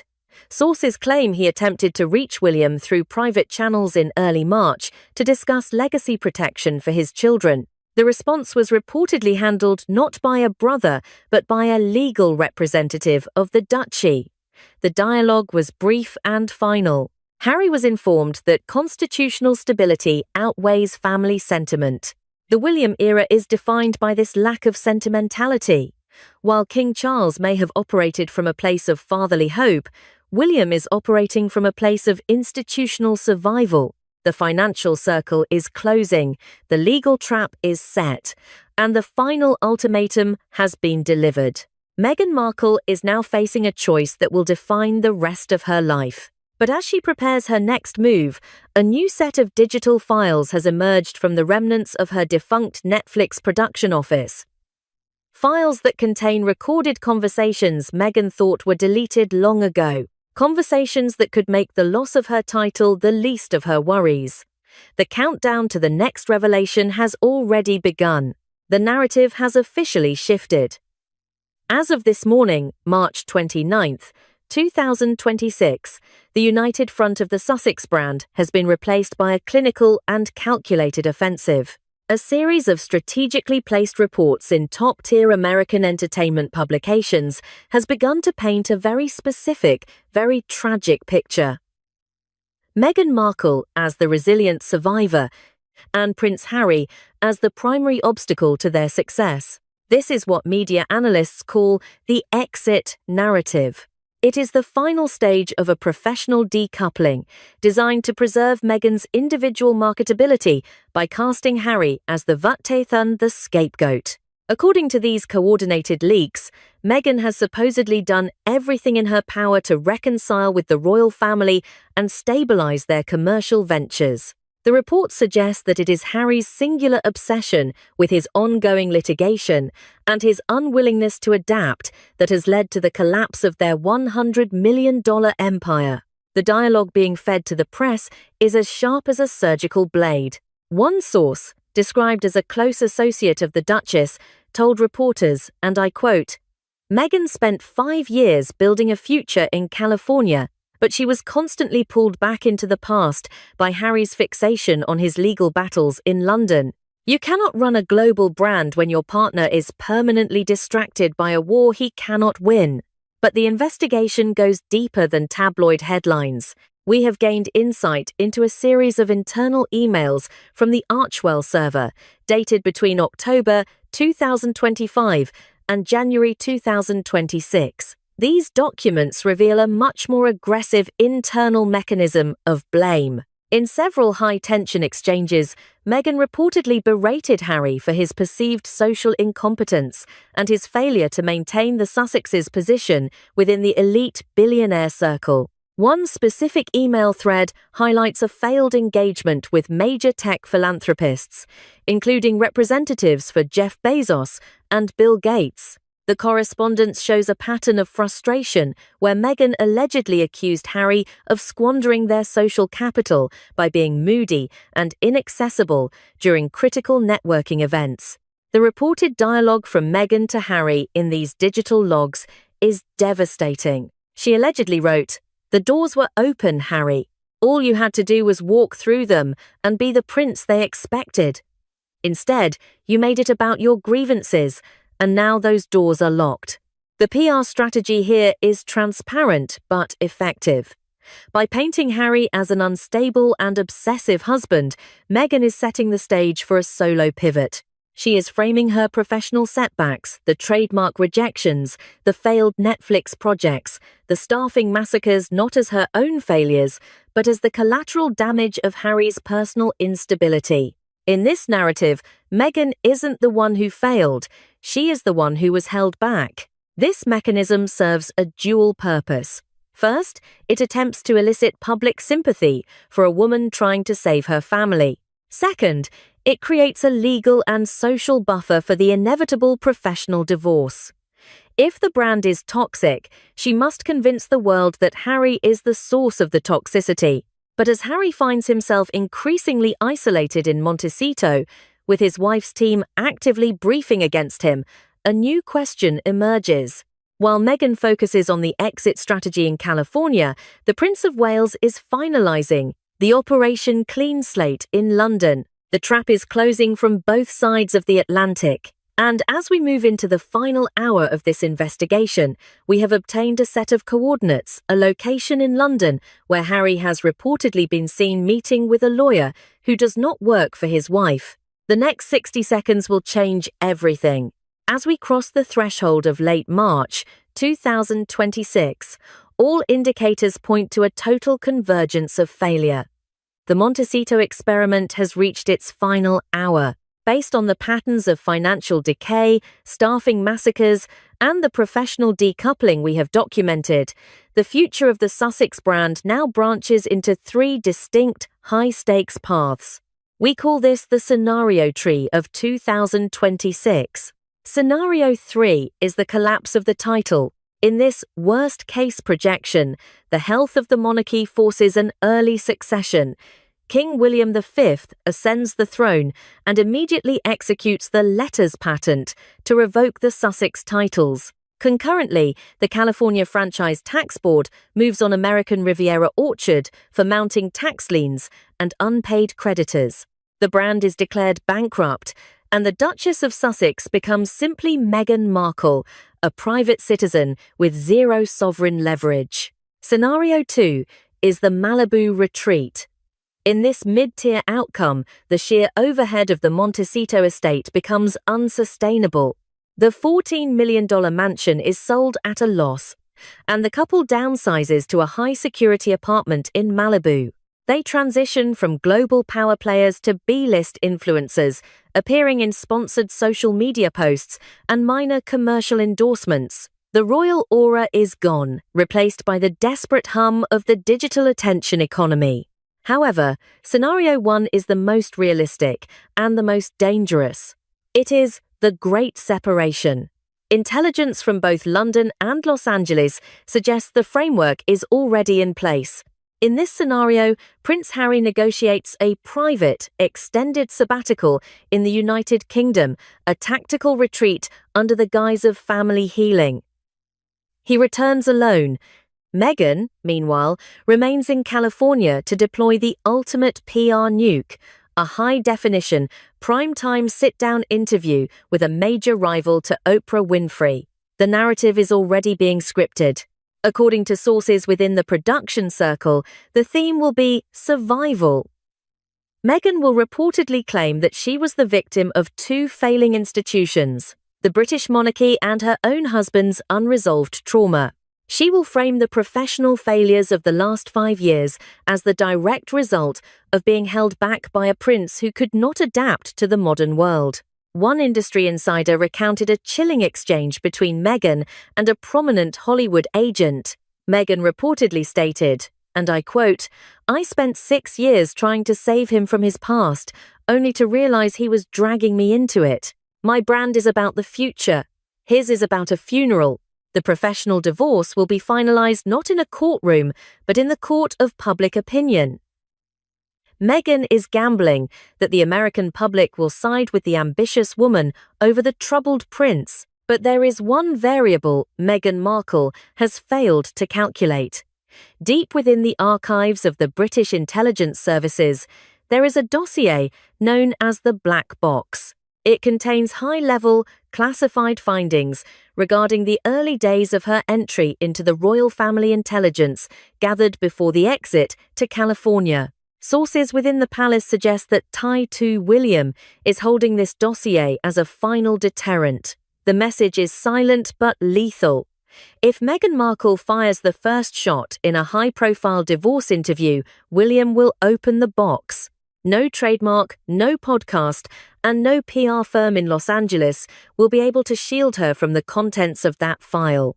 The Game of Thrones has moved from the palace to the boardroom, and the first person to blink will lose everything. The summer of 2026 is coming, and the clean slate is about to be wiped.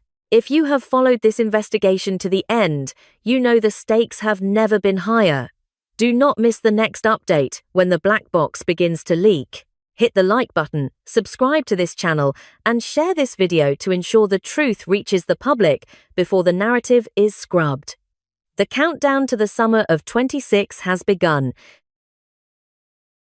At exactly 9:15 on the morning of May 6, 2025, the trajectory of the British monarchy shifted forever inside the walls of room 1844.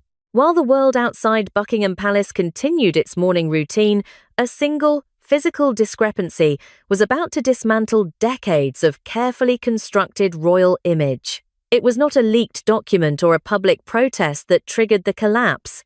It was a rabbit-shaped jewelry box pushed 2 centimeters out of alignment beneath a mahogany wardrobe in the West Wing. That 2-centimeter shift was the breaking point. It represented a deviation from the absolute precision required of palace staff, but more importantly, it exposed a secret that was never intended to see the light of day. Today is March 29th, 2026, and as the morning sun rises across the United States, we are finally able to piece together the full magnitude of what has become known as the most significant internal breach in the history of the House of Windsor. This is not just a story of missing jewels, it is a clinical post-mortem of a betrayal that reached the very top of the institution. Before we dive into the classified logs of that morning, hit the like button right now if you believe the crown should always be held to the highest standard of truth. Subscribe and turn on notifications because the documents we are analyzing today are part of a developing leak that is still sending shockwaves through London as we speak. The crisis began with Eleanor Hartridge, a long-serving member of the household staff whose eye for detail was legendary. According to internal security logs, Eleanor was performing a routine cleaning of a guest suite in the Queen Consort's private wing when she noticed the decorative box. In a narrated account later provided to palace investigators, Eleanor described the moment her suspicion was triggered. She reportedly said, "The box felt wrong. It was too heavy for its size, and it sat in a corner that had been undisturbed for weeks. When I moved it, the weight shifted in a way that suggested a hidden cavity. What she found inside was the trigger for a national emergency."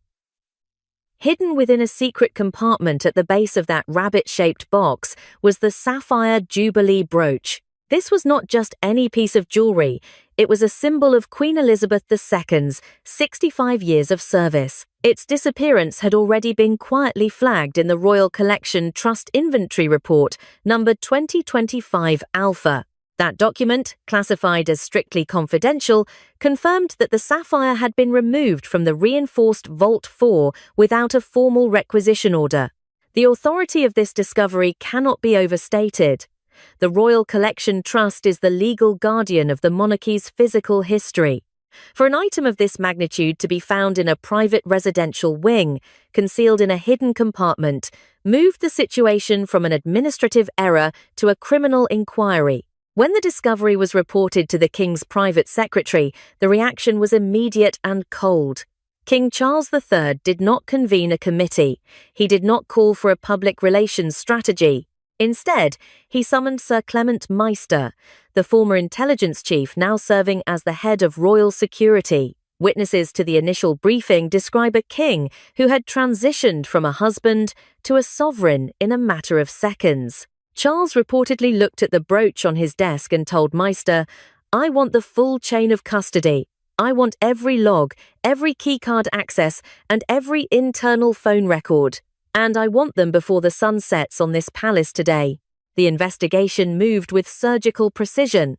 Within hours, the trail led directly to a late-night breach of the Treasury. Security footage showed a palace guard, Robert Hulton, accessing the vault at 3:49 in the morning on April 27, 2025. But Hulton wasn't acting alone. He had received a call on an internal palace line 10 minutes prior to his entry. That call originated from the private residential wing used by Queen Camilla. The gates of Buckingham Palace have stood through wars, abdications, and centuries of secrets. They have never cracked, they have never spoken. But behind those iron gates, the foundation has finally fractured. The gates didn't break from the outside, the institution vined from within, shattered by a jewelry box and a breach of trust that no amount of PR can repair. As we look at the events from our current vantage point in March 2026, the question remains, why was this particular item taken, and what else was removed alongside it? The sapphire was the visible loss, but the two leather-bound journals missing from the same vault are what keep the palace under a permanent shadow of dread. What do you think was the true motive behind hiding such a famous piece of history? Was it an act of personal greed, or a desperate attempt to control a narrative that was already slipping away? Drop your thoughts in the comments below. We are reading every single one to gauge how the public perception of the crown is shifting in light of these revelations. Stay with us, because the timeline of the confrontation in the King's study is even more chilling than the theft itself. To truly understand how a queen consort was erased from the public record, we must deconstruct the 11 days that shattered the internal peace of the House of Windsor. This was not a random sequence of events. It was a methodical betrayal, mapped out through digital logs and cold steel. As we sit here in March 2026, the official timeline has finally been verified through leaked internal memos from the Royal Security Command. The first fracture occurred in the dead of night at exactly 3:49 on the morning of April 27, 2025. According to the access logs of Vault 4, the most secure storage facility beneath the palace, the heavy reinforced doors were opened using a legitimate authorization code. Surveillance footage, which has never been released to the public, reportedly shows a palace guard named Robert Hulton entering the Treasury. He was not there for a scheduled sweep. He was acting on instructions received via a call from an internal palace line 10 minutes prior. Hulton later claimed to investigators, "I was told it was an emergency audit. The voice on the other end knew my family's medical debts." They offered a solution in exchange for a 20-minute window of silence. For 20 minutes, the internal alarm systems were bypassed. By the time the systems were back online at 4 to 10 a.m., the sapphire Jubilee brooch and 2 leather-bound journals were gone. The silence lasted for 9 days. It wasn't until the morning of May 6, 2025, that the Treasurer to the King, Donald Walton, arrived for a routine quarterly audit. When he realized the items were missing, he didn't call the police. He triggered a Level 1 information lockdown. This is a rare protocol that suspends all non-essential communication within the palace. Walton is said to have told his staff, "Nothing leaves this room, not a text, not a call, not a whisper. We are no longer looking for a missing asset. We are looking for a thief within the household." By May 9th, the investigation shifted from the vaults to the private residences. This was when Eleanor Hartridge found the sapphire hidden in the West Wing.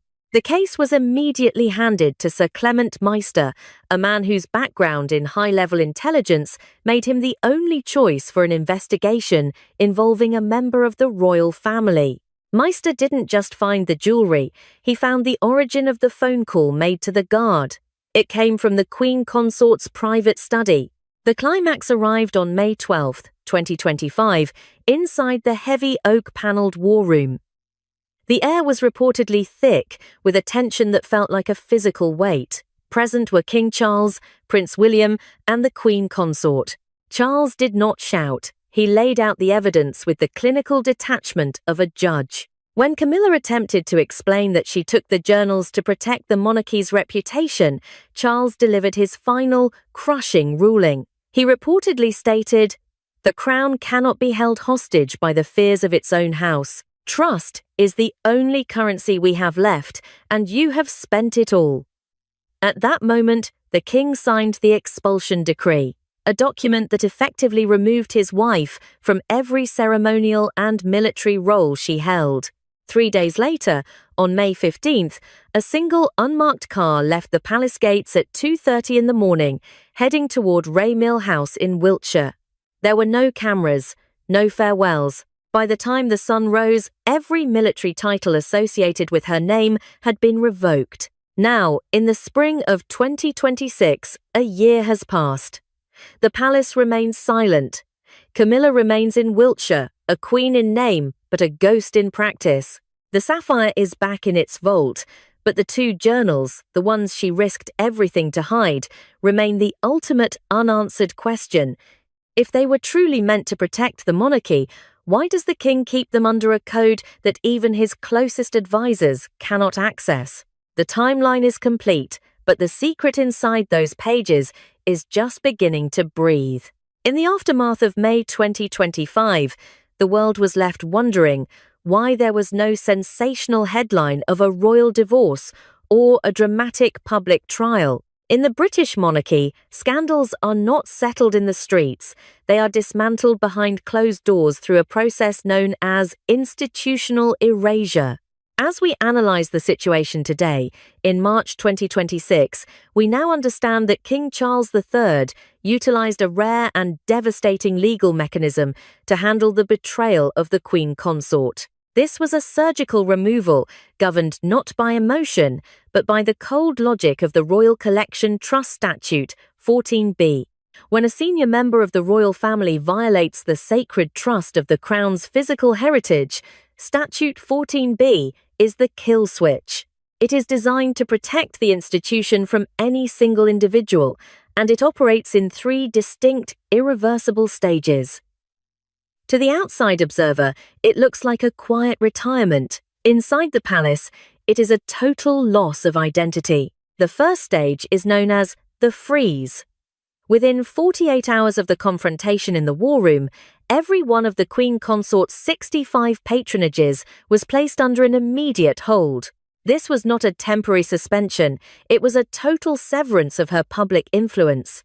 Her military titles, including her prestigious role as Colonel-in-Chief of several regiments, were vacated. The objective of the freeze is to cut the social and institutional ties that bind a royal to the people. By removing her from these organisations, the palace ensured she no longer had a platform to speak, act, or represent anything other than her own private self. An internal palace memo from June 2025 reportedly noted, "The subject is no longer a public entity. All institutional oxygen is to be redirected." The second stage is geographic isolation. This is the physical enforcement of the erasure. Following her midnight departure on May 15th, the former Queen Consort was moved to Ray Mill House in Wiltshire. This residence, once a private sanctuary, was reclassified as a site of forced residence under royal security protocols. According to security experts, the house is now surrounded by a specialized unit of the Royalty and Specialist Protection Command. She is not a prisoner in the traditional sense, but she is prohibited from entering any official royal residence, including Buckingham Palace, Windsor Castle, or Sandringham. She exists in a golden cage, visible only to those the king authorizes. The final and most chilling stage is circular erasure. This is where the monarchy alters the historical record. The court circular is the official daily record of royal engagements. In the weeks following the scandal, a specialized team of archivists began the process of filtering the record. While they did not delete her past, they ensured that no future entries would ever bear her name. In the legal eyes of the Crown, if a person is not in the court circular, they do not exist within the mechanism of the state. It is a form of institutional invisibility. The consequence of this three-step process is a quiet, suffocating disappearance. There was no public spectacle because the mechanism doesn't allow for one. By the time the public realized she was gone, the erasure was already complete. As we look at the quiet, empty gardens of Ray Mill House this spring, we are seeing the literal application of Statute 14B. But as the silence deepens, one must wonder, can a person be truly erased when the journals she tried to destroy are still sitting in a vault, waiting for their time to speak? The mechanism may have removed the woman, but it has not yet neutralized the secret. Beyond the recovered gemstones and the public fallout, the true epicenter of the 2025 crisis lies within two objects that carry no monetary value but possess the power to dismantle a 1,000-year-old institution. These are the two weathered, leather-bound journals composed by Queen Elizabeth II during the long, isolated months of the global pandemic. In this breaking update on March 29, 2026, we are finally looking at the heavy legal machinery that governs these documents and why their attempted theft was treated as an act of institutional warfare. These journals were never meant to be historical footnotes. According to high-level sources within the National Archives, they contain what is described as the psychological reflections of the late sovereign. These are not records of meetings or travel logs. They are raw, unfiltered accounts written at a time when the world was fracturing and the future of the monarchy felt more fragile than ever before. The National Archives, in coordination with the King's Private Secretary, has confirmed that these volumes were placed under a 100-year sealing order immediately following the Queen's passing. The legal mechanism here is absolute. Under the protocols of the Royal Collection Trust and the National Archives, any attempt to breach the seals of a monarch's private papers before the designated date in this case, the year 2122, is classified as more than a mere privacy violation. It is legally defined as high treason against the monarchical legacy. This is the authority staircase that the Queen Consort chose to climb. By removing these journals from Vault 4, she wasn't just taking property, she was challenging a sovereign decree intended to protect the crown for a century. During the explosive confrontation on May 12th, the hidden motivation for this risk finally surfaced. Witnesses to the closed-door session report that Camilla did not deny taking the books. Instead, she offered a justification that chilled those in the room. She reportedly argued that the journals contained dangerous doubts and private concerns expressed by Queen Elizabeth II regarding the viability of the monarchy in the 21st century. Camilla's defense was built on the idea of a preemptive strike. She claimed she was protecting the throne from the late Queen's own moments of weakness. suggesting that if these thoughts, Indrasids, were ever read even a century from now, they would provide a roadmap for the abolition of the crown. The response from King Charles III was a defining moment of his reign. He reportedly cut through her explanation with a single devastating sentence. Trust cannot be built upon the foundation of theft, and loyalty cannot be proven by violating a mother's final wish. For Charles, the legality of the 100-year seal was not a suggestion, it was a sacred boundary. To him, the journals represented the late Queen's right to speak to a future generation without the interference or protection of the present. As we stand here a year later, the journals have been returned to their reinforced vault, their seals intact. The National Archives has added a secondary layer of digital and physical security that requires the simultaneous authorization of the King and the Prince of Wales. But the shadow remains.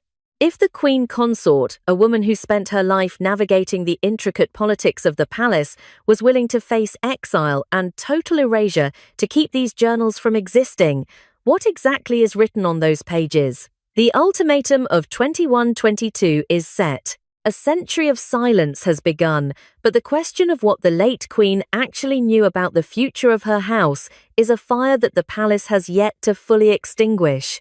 As we cross the one-year threshold into March 2026, the atmosphere surrounding the House of Windsor is no longer one of acute panic, but of a heavy, calculated stillness.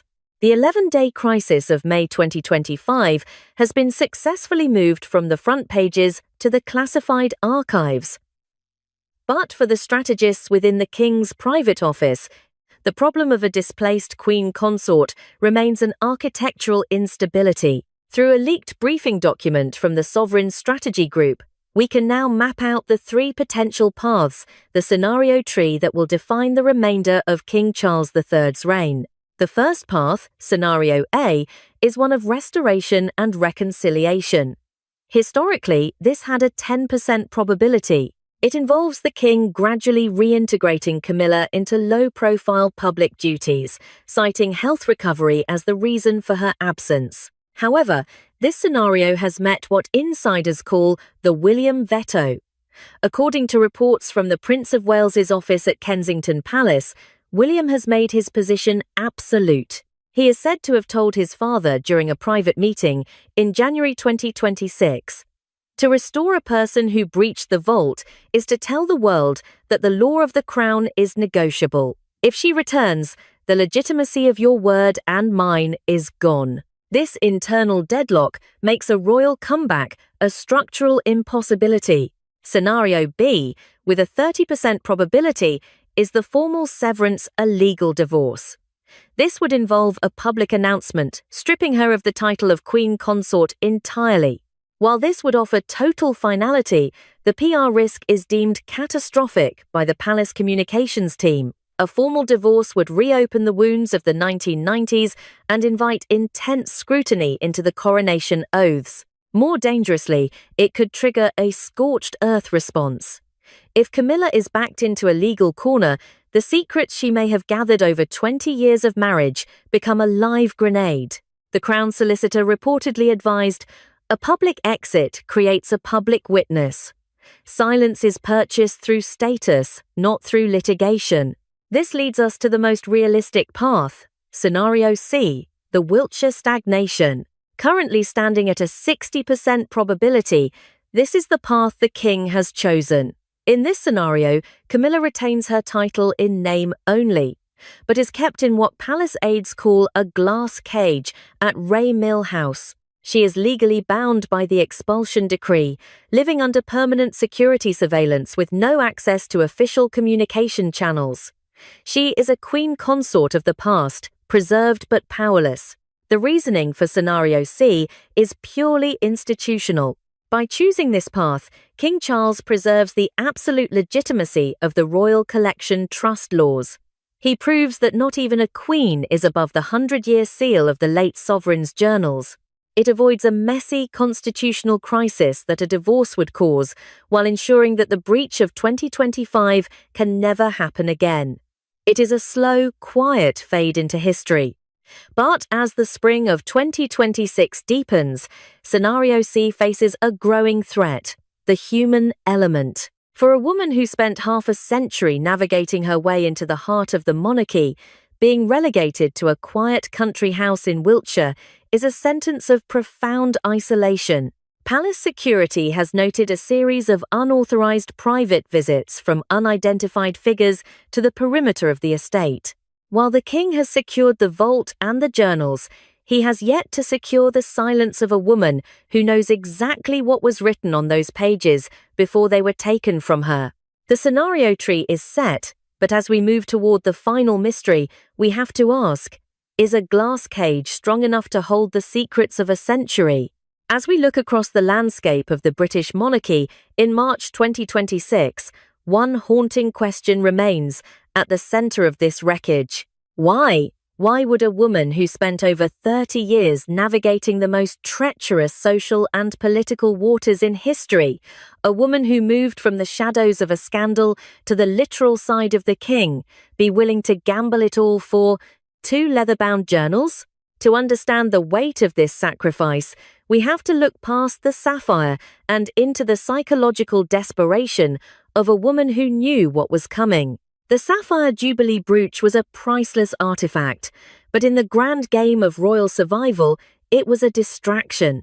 There is a growing theory among constitutional historians that the brooch was never the true prize. It was found too easily, pushed just 2 centimeters out of place, almost as if it were designed to be discovered. If the sapphire was the bait, then what was the real catch? Intelligence logs from the night of May 14th, 2025, the final night before the Queen Consort's communication was severed, reveal a detail that has been buried until now.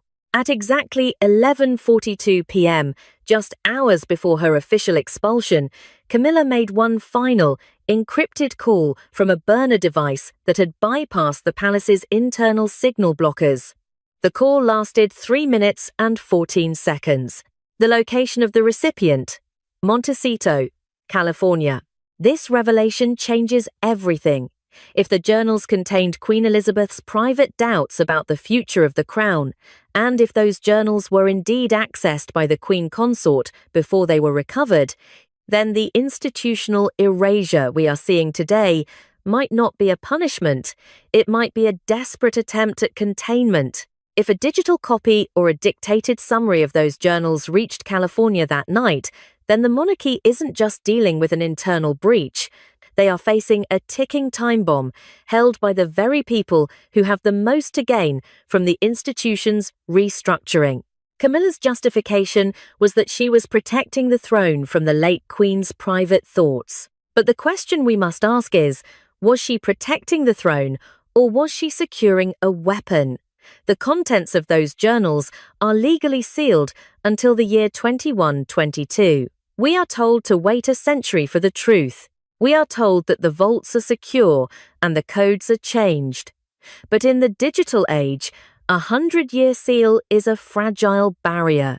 As the sun sets over Raymill House tonight, the former Queen Consort sits in a silence that is louder than any public statement. She remains the only living person who knows exactly what the late Queen wrote in those final, isolated months. She knows the doubts, she knows the letters addressed to the heirs, and she knows exactly who she spoke to in California before the line went dead. The year 2122 is far too distant for any of us to see the final reveal, but history tells us that when a secret is powerful enough to exile a queen, it rarely stays buried for a century. The tremors from room 1844 are still moving through the foundation of the palace. And what happens at Raymill House in the coming months may leak the truth much sooner than the king intends. What do you believe was the true purpose of that final call to California? Was it an act of desperation or a calculated move to ensure the secret survived her exile? And more importantly, what could Queen Elizabeth have possibly written that was so dangerous it required the total erasure of a Queen Consort? Make sure you hit the like button and subscribe to this channel immediately. We are monitoring the legal filings and the security shifts in Wiltshire around the clock. Every detail matters, and as the spring of 2026 unfolds, the next leak could change everything we think we know about the House of Windsor. Drop your theories in the comments below. The conversation is just beginning. Don't look away.